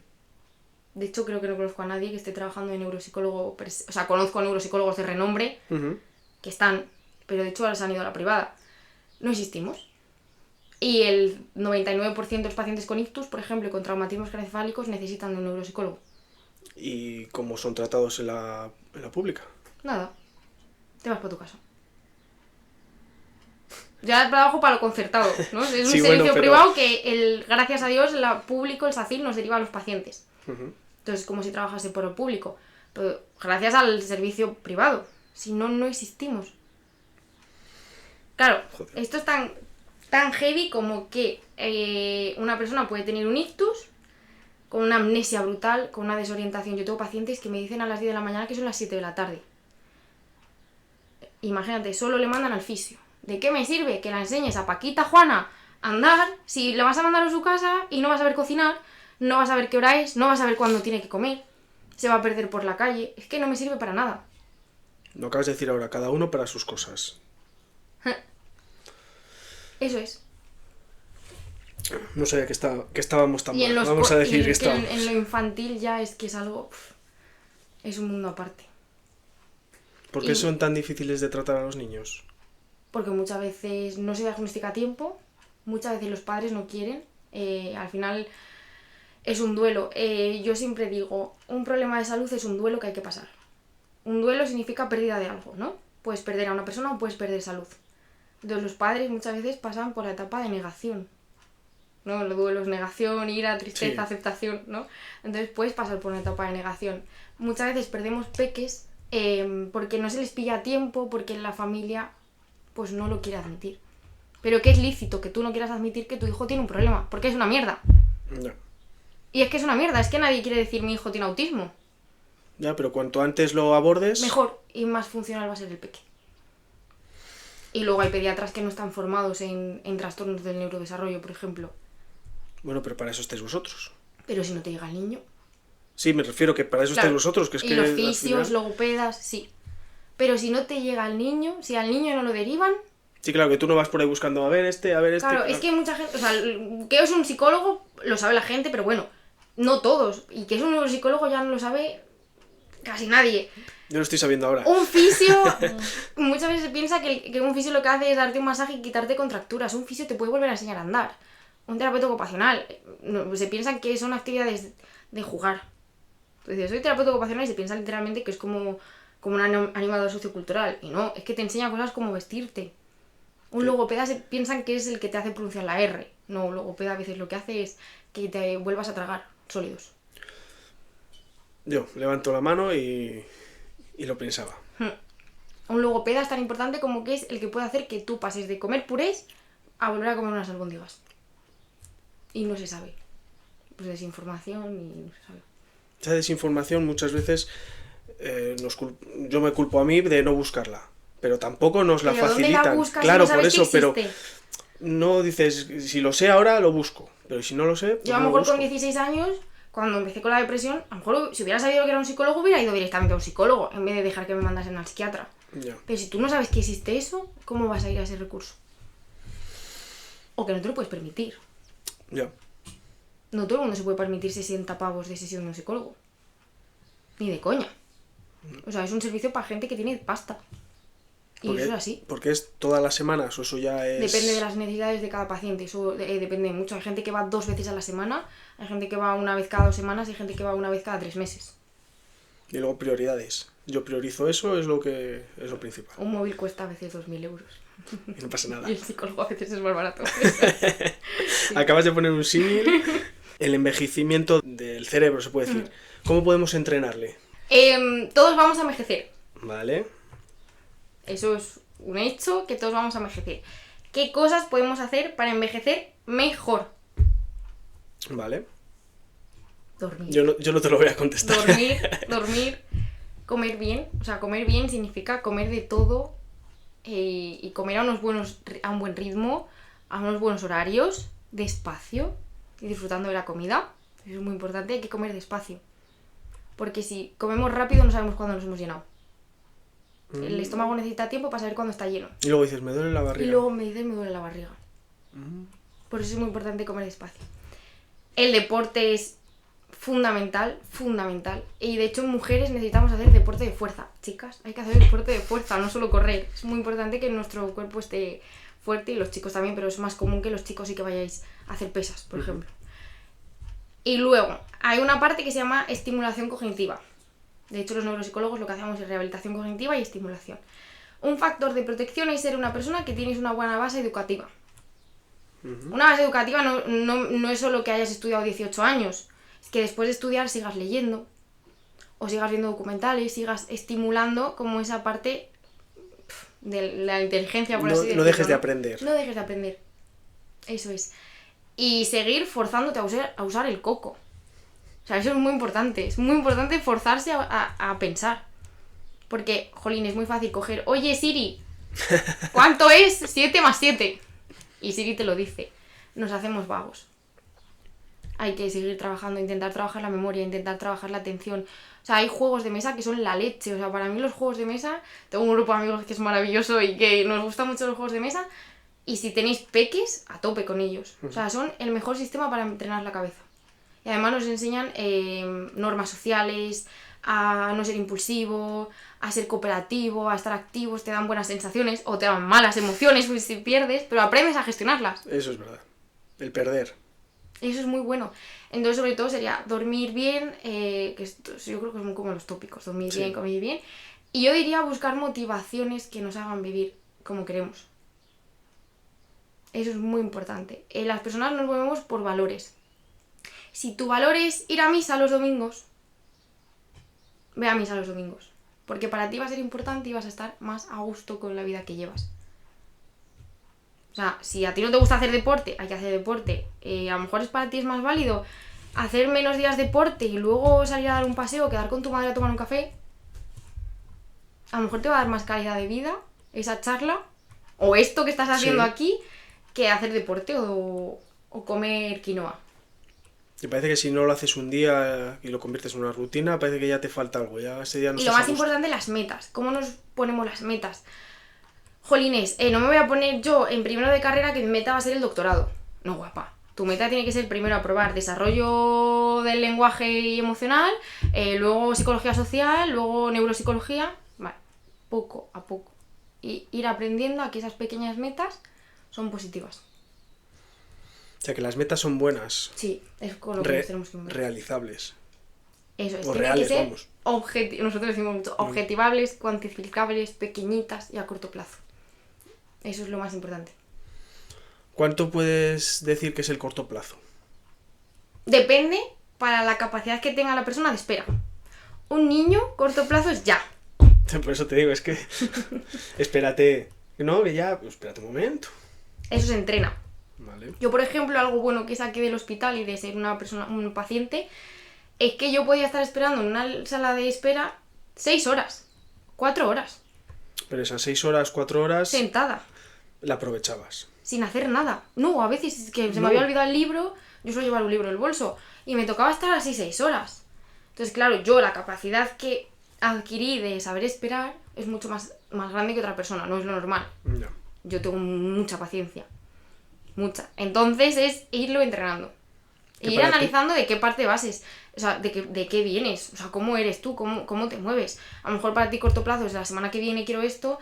A lo mejor el mes que viene. O a lo mejor para mí corto plazo es un año. Para cada persona un corto plazo es Siempre. distinto. Eso es. Siempre. Eh, Y lo que a mí me movilice y lo que a mí me motive no tiene por qué funcionarte a ti, ¿eh? Yo puedo tener un paciente con depresión y le aplico un tratamiento que a lo mejor a ti no te va a funcionar como tengas depresión. Eso es lo más importante. Yo nunca puedo dar por hecho que a ti y a ella le va a pasar lo mismo y van a funcionar de la misma manera. Nunca, jamás, nada. Y con los niños se aprende mucho. Los que son padres de 2 niños lo aprenden. Lo que me funcionaba con el mayor no me funciona con el pequeño. Y viceversa. ¿Está mal el pequeño o está mal el mayor? No, su cerebro funciona de otra manera diferente. y son completamente Y distintos. lo a lo mejor. que una persona necesita, la otra no. Cuando te está vibrando el ojo, Blefaroespasmo. ¿vale? Todo tiene nombre. Lo que tú quieras. Todo tiene nombre. Eso viene del estrés también. Sí, muchas veces sí. Eso ya te está avisando el cuerpo, ¿no? El cuerpo avisa mucho. Y hay que escucharlo. Eso es súper importante. Los problemas de piel, los problemas gastrointestinales, diarreas. Hay mucha gente que vive con colitis crónica. Blefaroespasmo, los espasmos en el ojo, que se me duerman las partes del cuerpo. ¿No? Por ejemplo, a mí a veces cuando estoy muy tensa, aprieto los dientes, me contracturo y luego me deja de llegar sangre a los deditos. Y te asustas porque dices, uy, que lo muevo los dedos. Pero ¿de dónde está viniendo? Me está viniendo de aquí, que lo tengo contracturado, que me viene de que aprieto los dientes, que viene de que estoy estresada. Y atacas al estrés. Bueno, vas al fisio. Bueno, sí, para que Eso te es lo empiece a primero. arreglar, ¿no? Pero de nuevo, el fisio te va a paliar ese síntoma que tú estás teniendo. Como no bajes el nivel de estrés. Estás acabado. Cuando no conseguís la rehabilitación de un paciente, ¿cómo lleváis a que conviva con ello? ¿Cómo le ayudáis a ello? ¿Tiene que estar con vosotros parte de su vida? Sí, yo te explico un poco. Nuestro objetivo cuando vienen siempre es que salgan lo mejor posible, que nuestro cerebro nos deje. Pero yo cuando se sienta un paciente, por la actitud que tenga, ya sé cómo va a ir. Más o menos. Porque la actitud es que no te voy a decir un 90%, pero es que muchas veces es la gran parte del tratamiento que tenga un paciente depende de la actitud que me traiga y de las ganas que tenga de trabajar. Que muchas veces no hay ganas y se las tengo que dar yo y lo consigue. Y una vez lo consigue, fenomenal. Vale, entonces, nuestro objetivo siempre es que consiga el máximo. Cuando vemos que el paciente se estanca, ¿qué pasa? Y es súper frustrante para los profesionales. Ahí nos reunimos con la familia, nos reunimos con el paciente y le decimos, mira, tenemos que cambiar de estrategias de rehabilitación a estrategias de compensación. Como no te puedo rehabilitar esta función, te tengo que enseñar a compensarla. Que en eso las terapeutas ocupacionales son unas cracks. O sea, son las mejores. Entonces, por ejemplo, en mi caso, la memoria. No consigo rehabilitarte que tengas memoria a corto plazo. Entonces, tienes que aprender que tu memoria te dura 10 minutos. Pues si te llama alguien por teléfono para decirte un recado, la estrategia compensatoria es que anotes ese recado. Ujú. O que te pongas alarmas en el móvil. Eso es rehabilitación también, porque estás enseñando... La rehabilitación siempre lo que busca es que la persona sea lo más independientemente posible en su vida, en su día, funcional. También reconocerte con cuáles son mis límites es lo que empieza a moverte. Muchos pacientes... Hay una alteración neuropsicológica que se llama la anosognosia, que significa la falta de conciencia de déficit. Es una alteración orgánica que lo que hace es que el paciente no puede identificar qué es lo que le está fallando, a nivel mental o a nivel de cuerpo. Ujú. O sea, hay gente que piensa que mueve el brazo derecho y no levanta el brazo. O sea, es muy heavy. Claro, si tú no tienes conciencia de que eso no está funcionando bien, no lo vas a cambiar. Ya. Y entonces, como hacer consciente... Es un palo muy gordo. O sea, decir a un paciente, creemos que no vas a avanzar, que a lo mejor necesitas, en vez de 3... Nuestros pacientes suelen estar 3-4 meses. Con nosotros intensivo, con 15 sesiones a la semana de rehabilitación. Que 3 meses no son suficientes, 4 meses no son suficientes, a lo mejor tienes que estar toda la vida en rehabilitación. Es muy difícil. Pero explicarles que es un camino a corto plazo, ¿no? O sea, a metas a corto plazo. Sí. Que lo que se tienen que empezar a motivar es con pequeñitas cosas. Que al final, según se vayan motivando ellos, supongo que su autoestima subirá y... Bueno, el verá- tema de la autoestima es algo que, por ejemplo, a los pacientes les derriba. Me estás hablando de esto. No pasa nada. Lo bueno que tiene esto es como... Claro, el tema de los pacientes es que la autoestima se derriba. Todo. Porque tú como persona has cambiado por completo. Entonces, el hacer que una persona se acepte de nuevo como es, lleva muchos meses. Muchos. Ese es el trabajo fundamental vuestro. Y luego te voy a decir algo que no se habla nunca de ello. Nunca se habla de ello y es algo súper importante en el día a día de los pacientes. Y mis compis que no son psicólogas me dicen, jo, Esti, es que como hablas de estos temas con los pacientes yo sería incapaz. El sexo es parte de la vida de un paciente. Y nunca se toca. Pues es que ahora ya no tiene que ser tabú. Pero en rehabilitación muchas veces no se quiere tocar. Por parte de ellos. De profesionales. O sea, por parte de vuestra Sí, te meto en el saco, sí, pero méteme. bueno. Sí. ¿No? Y por ejemplo, es una parte que se afecta muchísimo porque a lo mejor tú has dejado de mover una parte de tu cuerpo o que tienes una disfunción eréctil debido al daño cerebral. Y claro, yo lo tengo que trabajar con mis pacientes, no les puedo mandar a casa con su pareja y que no sepan cómo gestionar este tema. Cuando a lo mejor ha sido parte, es que es parte de tu vida. Ya. Siempre ha sido parte de tu vida.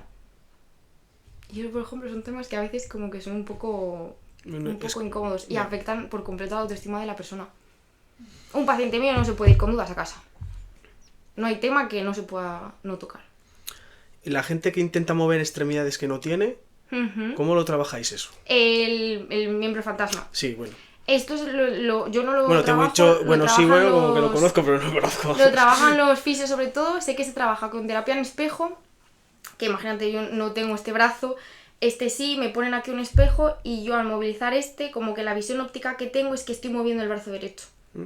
¿Por qué? Porque el cerebro está recibiendo un estímulo visual de que yo tengo ese brazo y de que se está movilizando. Entonces lo percibe, la propiocepción que tiene el cerebro es de que eso lo estás moviendo. O con realidad virtual. Nosotros trabajamos mucho con gafas de realidad virtual, entonces con esas también sí que se trabaja. Yo no lo he trabajado, pero sé que hay fisioterapeutas que con niños amputados lo trabajan muchísimo. Muchísimo. Que luego hay otra movida, que tú puedes tener el brazo y a nivel neuropsicológico tengas una alteración que pienses que esa mano no es tuya. Que se llama el síndrome de la mano extranjera. Joder. Y tú digas, es que se mueve y esto no es mío. Y se está moviendo y yo no lo estoy moviendo. Cuidado. Cuidado.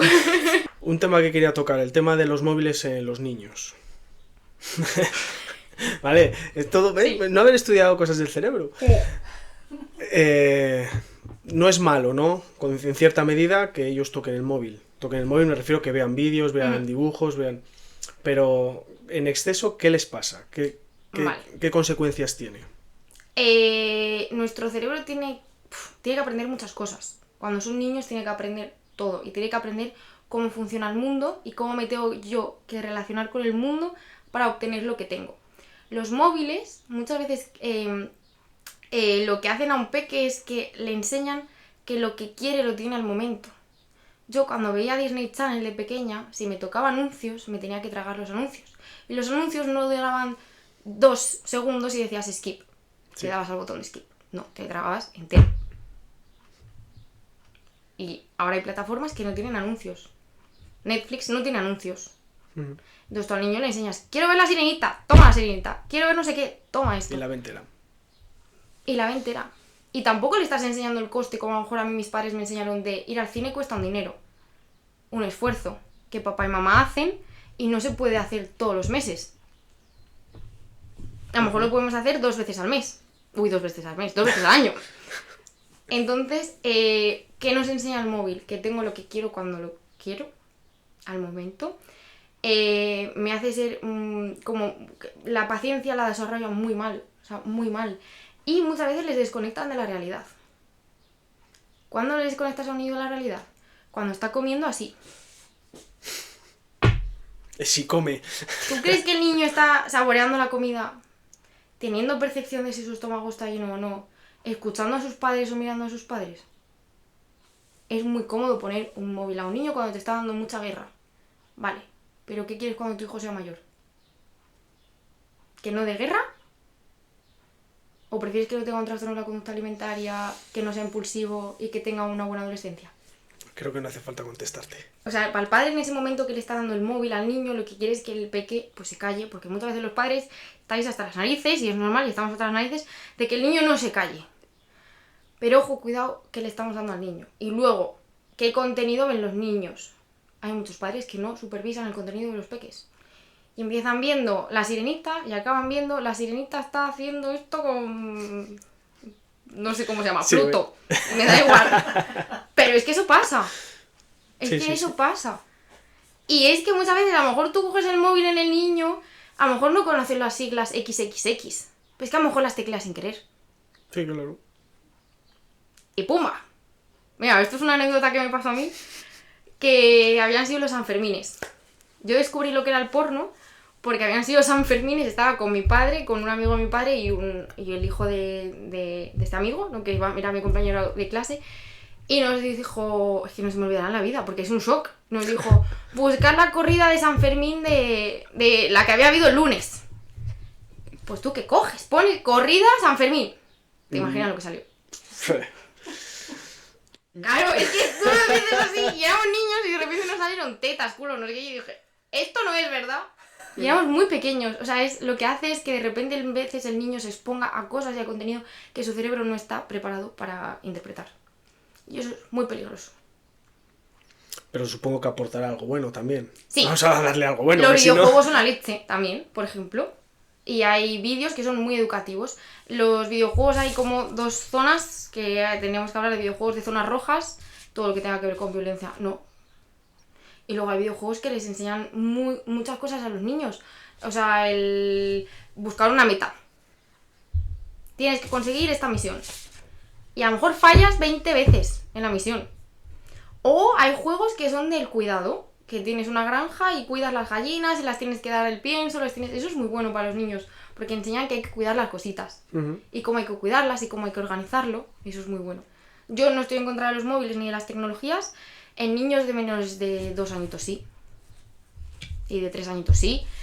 Luego la exposición, es que fíjate, los últimos estudios hablan de que estén 10 minutos al día, máximo. Ya ves. De horas no se habla, creo que hasta los 11 años. Porque cuando metemos móvil, metemos tele. Claro. Me refiero. Exposición a pantallas, no se habla de móvil, Vale. se habla de exposición a pantallas. Porque el móvil muy cerca a los niños, porque muchas veces ves que están ahí dentro. A ver, a nivel de destreza manipulativa es increíble. O sea, Sí, los porque niños muy siempre los dices lo dedos, mismo, dices, mira cómo ha aprendido el niño. Eso es increíble. Pero claro, tienes que ver qué otras cosas están alterando. Y los niños tienen que jugar con los dedos, pero con los pies, con la cabeza, con el cuerpo, caerse. Tienen que jugar así. Lo que hacíamos antes. Tienen que andar descalzos, tienen que comer tierra. Tienen que hacerlo.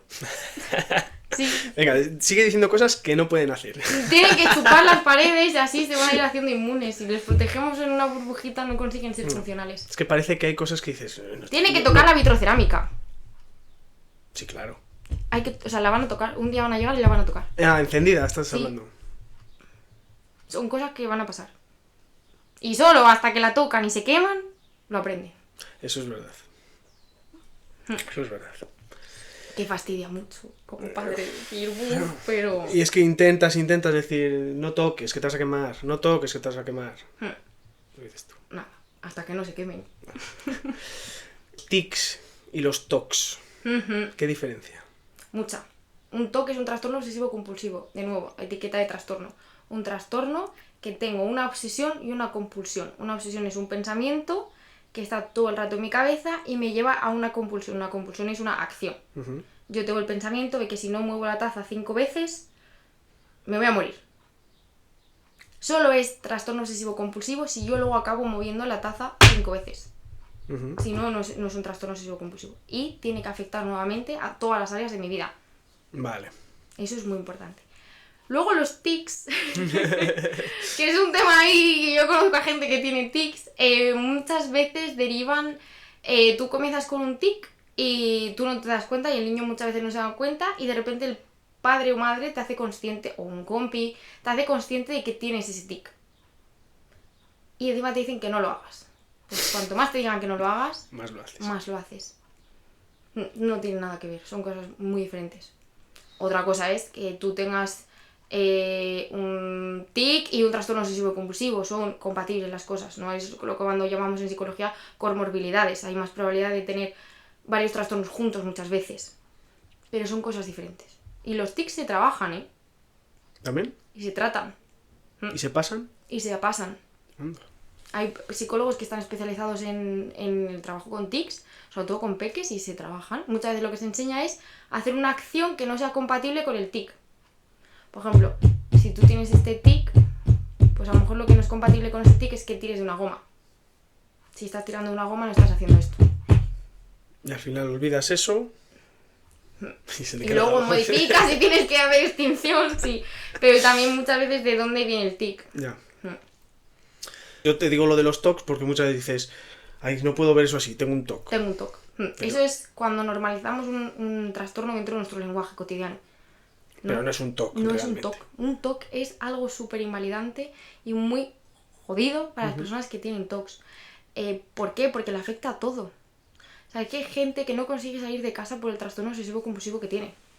Wow. Entonces, cuando hablamos de tengo TOCs, a las personas que tienen un trastorno obsesivo de verdad les hace mucho daño. Sí, claro. Mucho daño, porque no tienen ni idea realmente de lo que es tener eso. Tener un trastorno que no puedes ir ni a trabajar. Ya ves, Y encima nos lo hacemos nuestro cuando es una manía. Tienes una manía, no un TOC. Que yo lo digo, que yo soy la primera que lo digo, me da TOC. No, es una manía. O me da malestar. O me da ansiedad. Muchas veces no te da TOC, te da ansiedad ver eso. Me da TOC ver eso desordenado. No, te está dando ansiedad ver eso desordenado, que es diferente. No puedes verlo así y lo tienes que recoger sea como sea. Que tampoco es malo. Supongo. Ya tengo que preguntar todo, porque ya no lo sé. Yo siempre digo lo mismo. Lo patológico empieza cuando te afecta al día. Cuando te impide hacer algo. Mientras que para ti sea funcional y tú vas bien y tu entorno no le afecte, está bien. Vale. Que eso es muy importante. No todo va a ser patológico, no todo va a ser un trastorno. La gente que quiere hacerse daño, ¿vale? ¿Qué le pasa por la cabeza? Hay suicidio y luego hay daño físico. Vale. Que son acciones autolíticas de que una persona se hace daño. Perdona, ¿tú trabajas también con esas personas? No, pero he trabajado pacientes que han tenido daño cerebral por haber tenido un intento de suicidio.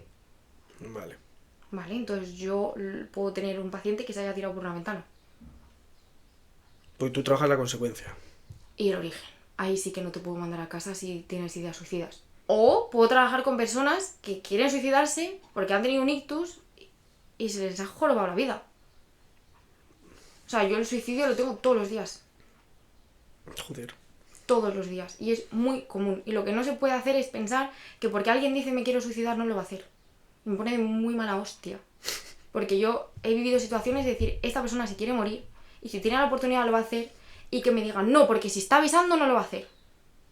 Pues muy bien. Cuando se muera, ya voy yo a decirte que se ha matado. ¿Y cómo tratas eso? Entonces, el suicidio no es querer dejar de vivir, es querer dejar de sufrir. Y eso es muy importante. Y lo que hay que explicar a las personas que tienen ideas suicidas es que el sufrimiento se puede paliar. ¿Vale? Entonces, otra cosa es que sea un suicidio por temas económicos. Es muy común que alguien se quede en bancarrota, tenga una deuda impresionante y no pueda gestionarlo. Yo como psicóloga no te voy a dar 1 millón de euros si debes 1 millón de euros. Eso es muy diferente. Pero cuando viene de dolor, cuando viene de sufrimiento, hay que ayudar a paliar ese sufrimiento. Entonces, ¿cómo se hace? Y esto sí que es muy importante saberlo. Cuando tú sospechas que alguien tiene ideas suicidas, hay que preguntarle, oye, ¿tú te quieres suicidar? Así, literal. Y si la persona te dice sí, se pide ayuda en ese mismo momento. ¿Y te lo va a decir? Y te lo dice. Cuando una persona de verdad se quiere suicidar, te lo dice. O a veces... O sea, a ver, claro, lo tienes que preguntar y tienes que saber cómo preguntarlo. A veces simplemente dicen, bueno, no lo haría, pero se me ha pasado por la cabeza. Ojo. Algo hay. Algo hay. Algo hay. Y el suicidio, mueren más personas por suicidio, creo que son 11 al día, si no me equivoco. Que por otras enfermedades. Es de las primeras causas de muerte, no... Que ya son. Y no hay que tener miedo a hablar de ello. O sea, es un fenómeno que cuando tú exploras, luego conoces a más gente que ha tenido a alguien alrededor. Y hablarlo y dar herramientas es lo principal. Lo más peligroso es cuando la persona sabe cómo hacerlo. O sea, hay que explorar si, como psicóloga nosotros exploramos, si tiene fecha, si ha pensado cómo hacerlo, ¿no? Eso es muy importante. Es que hay gente que te dice, sí, voy a hacer esto de esta forma. Voy a ir a casa, me voy a meter en la bañera y me voy a cortar las venas este día. Esa persona se tiene que ingresar, lógicamente. Hay otros que no, que te dicen, bueno, si tengo la oportunidad lo haría. Pero a veces los más impulsivos, por ejemplo, antes hablábamos de TDAH. Uh-huh. En el TDAH hay un sistema que se encarga de como de supervisar y planificar y de esa impulsividad. Los TDAH tienen mayor riesgo de suicidio. ¿Por qué son impulsivos? Les da impulso de tirarse y se tiran. Estímulo y respuesta. O sea, que tenéis pacientes que tienes que tocarlos, digamos, con mucho Una de las preguntas del test que yo paso, cuando me viene un paciente, se les pasa el BDI, que es como un test de rastreo de depresión, de riesgo que tiene un paciente de tener depresión. Una de las preguntas es literalmente, ¿tienes ideas de suicidio? ¿Tienes idea de acabar con tu vida? Es esa pregunta, literalmente.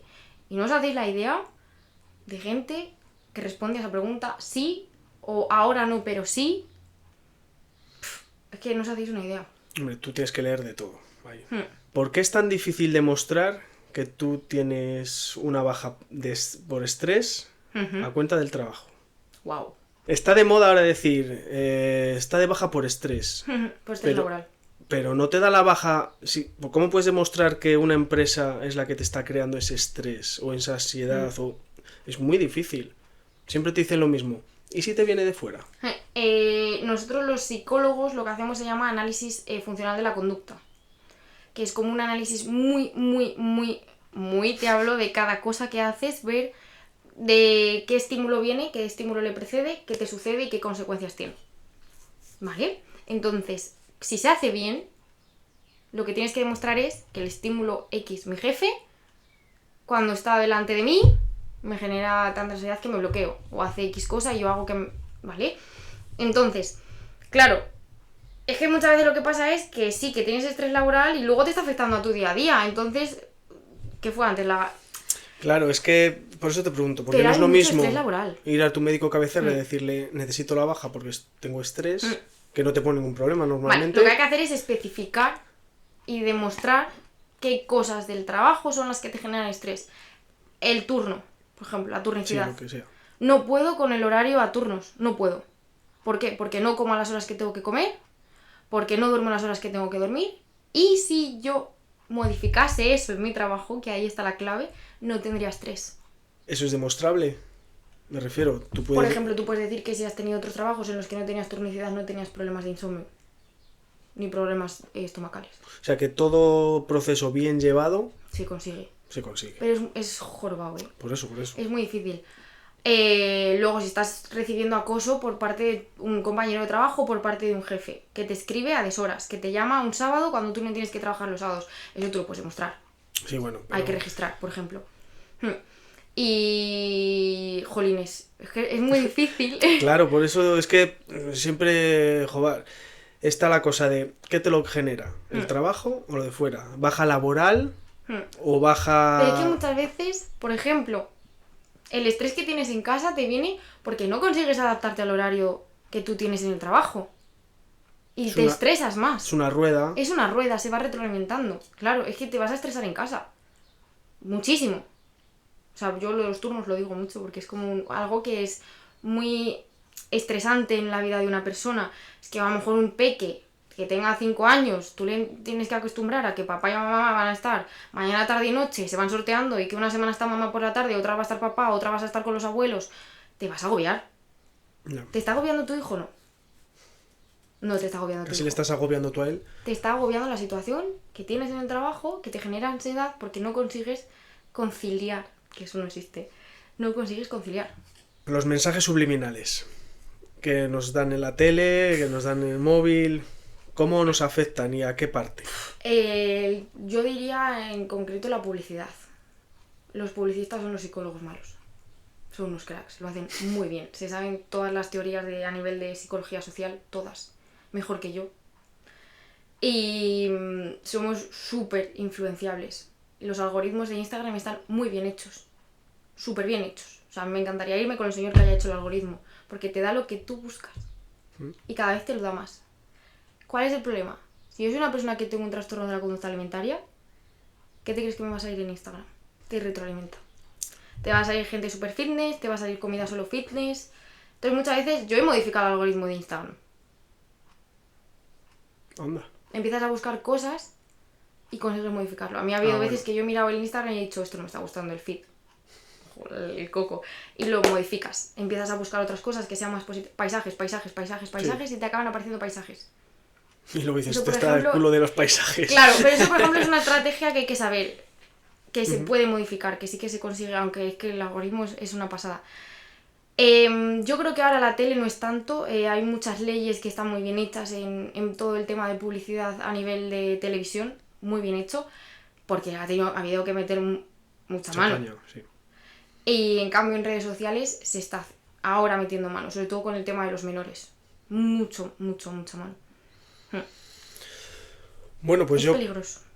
Por eso No te lo preguntaba, porque antes ibas al cine y te ponían las palomitas, la Coca-Cola y dices, pues voy a pegar un trago de Claro, Coca-Cola. genera Y si no lo necesidades. tenías, te ibas a Y poner. genera muchas necesidades. Ahora mismo hay como una epidemia de necesitar ser feliz teniendo muchas cosas. Porque las redes sociales te generan como esa sensación de que necesitas tener todo. Tú sigues a tu influencer que más te guste y tienes XXXX y el otro también tiene otra cosa y tú ya te empiezas a creer que para ser feliz y estar igual de buen horro que el que te sale en Instagram necesitas un coche, necesitas el trabajo perfecto, necesitas hijos o no los necesitas. Es que hay que tener mucho cuidado con el mensaje que te están dando personas que ves. Mucho cuidado. Por ejemplo, ahora a mí me gusta una chica que habla mucho de feminismo y de madres y dice, joder, tenemos que empezar a hablar bien de ser madre. Porque estamos cambiando tanto el discurso a ser padre te jode la vida, ser padre es malo, ser padre te trae problemas, que le estamos quitando las ganas a la gente de ser padres. Y otro psicólogo que me gusta dijo, hay que empezar a hablar bien de los matrimonios. Porque solo nos quejamos. Entonces hacemos creer a la gente que no va a funcionar esto. Entonces el mensaje que te están dando continuamente te lo acabas creyendo. Y si solo escuchas un mensaje te lo acabas creyendo. Cuando vas conduciendo, que te quedas así pensando para el horizonte, ¿vale? Llegas a donde quieras y dices, ahí va. Pues dar gracias al piloto automático que tenemos en el cerebro, que hay una parte de nuestras capacidades que son como movimientos y acciones que aprendemos tanto y repetimos tanto que no tienes que pensarlas para poder ejecutarlas. ¿Y por eso a lo mejor desconectas? Puedes desconectar, pero es peligroso. Sí, bueno, me imagino que yendo en el coche. Es gracias a la atención dividida. Es muy curioso que cuando entramos, esto es algo que se estudia en la carrera y luego lo comprobamos como psicólogos. Cuando vas por la autovía, la música a tope, y vas a entrar a la ciudad y bajas el volumen. Sí. O vas a aparcar y bajas el volumen. ¿Por qué? Porque tu capacidad atencional necesita reducir el ruido. Un poquito, para estar más atento a esa tarea. Es más probable que tengas ese piloto automático en la autovía que lo tengas en medio de la ciudad. Sí, claro. Si lo tienes en medio de la ciudad y desconectas, ojo, cuidado, porque algo ahí no está pilotando, porque es un sitio en el que tenemos que estar alerta y tenemos que tener ese sistema alerta. También es más fácil que un camionero desconecte que yo. El número de horas que estés haciendo una tarea, al final es su trabajo, entonces ahí es cuando hay que tener un poco de... Que es tan de cuidado. rutinario, ¿no? Que le quitas importancia. Sí, y ojo al sueño. Que es lo más complicado. Que las 7 horas que has dicho... Uf. Yo, Lucas en este caso y Nora, se van a la cama a las 9, están dormidos, se levantan a las 7:30 más o menos, pero nosotros para conseguir eso... Claro, los padres, por ejemplo, cuando están No los pasa primeros meses de vida de un peque que no duermen, de verdad que estáis mal. O sea, es que no funciona el cerebro. Está zombie. Sí, vas en automático. Sí. O sea, no consigues que no consigues pensar, se te olvidan las cosas. Encima te genera ansiedad porque de verdad que la memoria no funciona. Como que las funciones cognitivas, que son atención, memoria, razonamiento, dependen de la... Casi siempre dependen de bueno, casi siempre no, dependen de la atención. Sin capacidad atencional no tienes memoria. Y sin estas no tienes luego razonamiento. No vamos a ir como así subiendo. La atención la necesitas durmiendo. Es así. Si tú estás cansado no vas a tener atención. Hemos llegado al fin. Me da pena, porque sigo teniendo 2 millones de preguntas, fíjate. Pero muchas gracias por estar aquí. ¿Has visto la entrevista de Julia hasta el final? No, me falta el final. ¡Oh, qué pena! 15 minutos. Otra que cae. 15 minutos. Tenemos una sección especial Vale. de pregunta y respuesta. Vaya, por Dios, no me lo he preparado yo por no ver los Te lo he 15 dicho. últimos minutos. Bueno, la persona que estuvo anteriormente, que es José, ¿vale? Ha preparado una pregunta Chan, chan. que, como es así, ya le conoces, no se acordaba que eras tú, ¿vale? Vale. Entonces luego cuando le dije, digo, va a ser... Dice, oh, wow, ¿vale? Vale. Pregunta de José. ¿A qué edad perdiste la virginidad? Oh my goodness. Me ha dicho el cabrón, me ha llamado y me dice, madre mía, la pregunta que te van a hacer. Wow, Wow. wow. Con 16 años. Esto lo va a ver mi madre. No lo sé. Con 16 años. No, hay que decir que el sexo no está matado ya. No, no es Sí, con 16 años. Y ahora como psicóloga digo, Uy. ojo a la edad que están perdiendo ahora los adolescentes la virginidad. ¿Cómo tratas eso? ¿No le das importancia? Me supongo... o sea, hablar de sexo como tal o hablar de reproducción tan normal. Sí, y siempre con las dos vertientes. El sexo es cariño y tiene una función reproductiva, pero es amor, es cariño. Ujú. A un peque hay que darle ese concepto. Muchos niños cuando se enteran de lo que es el sexo le cogen miedo porque piensan que es papá haciendo daño a mamá. Y hay que tener mucho cuidado. Entonces hay que decir que es amor, que es cariño, que es respeto, que es consentimiento. Muy importante. Y sobre todo para prevención de abusos sexuales infantiles y todo eso es muy importante decir que el cuerpo solo lo tocan papá y mamá y con permiso.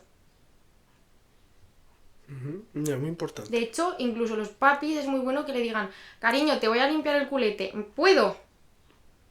Porque le enseñas que él tiene la puestestazo sobre su cuerpo, incluso con alguien que es tan importante como su padre y su madre.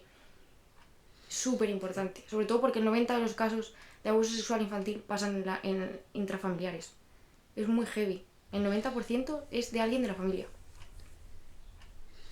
Entonces, cuanto más abiertamente se hable y más haya prevención sobre ello, súper bueno. El sexo es maravilloso, es increíble, pero hay que conocerlo bien. Esto sí que querría yo hacerte una. Vale. Hay signos de ver si un niño está sufriendo. Infecciones de orina, eso es muy importante. Y hay que estar alerta. Los niños pueden tener infecciones de orina, pero si hay muchas infecciones de orina, si hay un mínimo desgarro, algo de sangre, es muy importante. Y hablar abiertamente de ello. Oye, ¿sabes que solo papá y mamá te podemos tocar el cuerpo? ¿Alguna vez alguien ha intentado tocarte el cuerpo? Es muy importante, súper importante. O sea, aunque sean pequeñitos. Y ellos- luego lo saben. Y lo más importante, y esto que quede tajante, a los niños no hay que obligarles a dar besos. Porque aprenden que que incluso cuando no quiero dar un beso puedo estar obligado a darlo. Ojo, no hay que obligarles ni al abuelo ni a la abuela. Yo he tenido discusiones con este tema con familia, pero es súper importante. Si el niño no quiere dar un beso al abuelo, que no se lo dé. 1 de cada 4 niños sufre abuso sexual infantil. 1 de cada 4.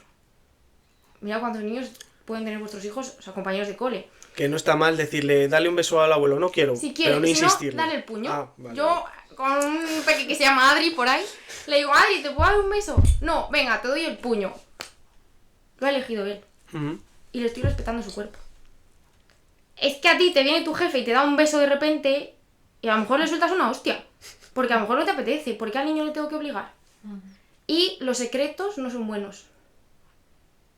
No se pueden tener secretos. Los secretos se tienen con papá y con mamá y pocos.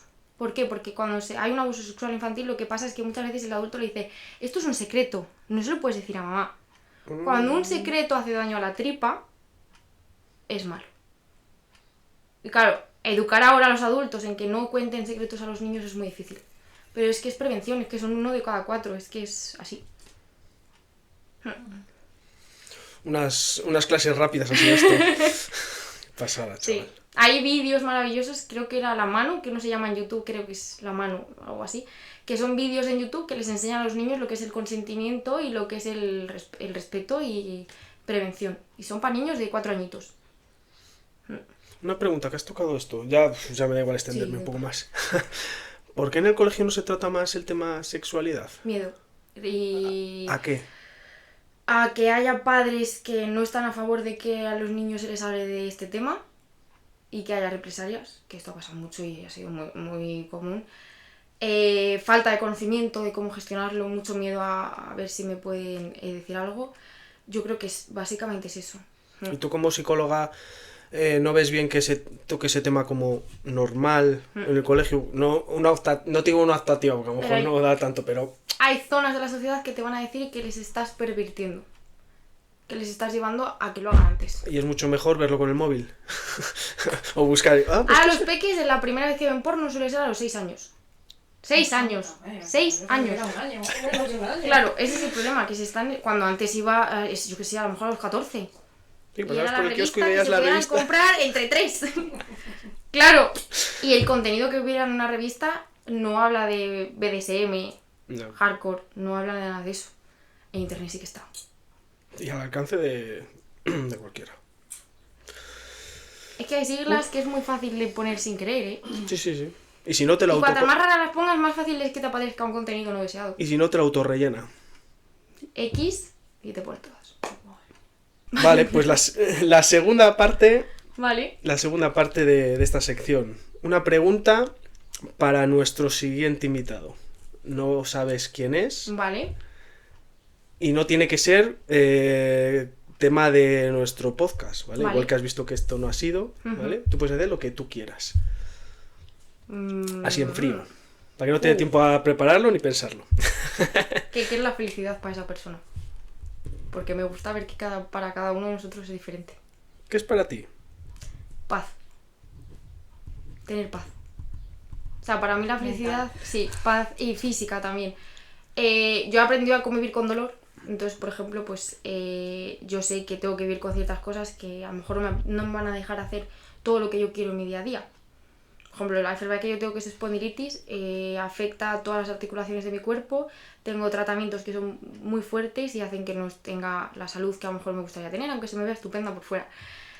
Entonces, para mí la felicidad es aprender a vivir con lo que no me gusta de mi vida, aceptarlo como parte de mi vida y quedarme con todas esas cosas que sí que puedo seguir haciendo. Pero sobre todo hoy, ¿qué he hecho?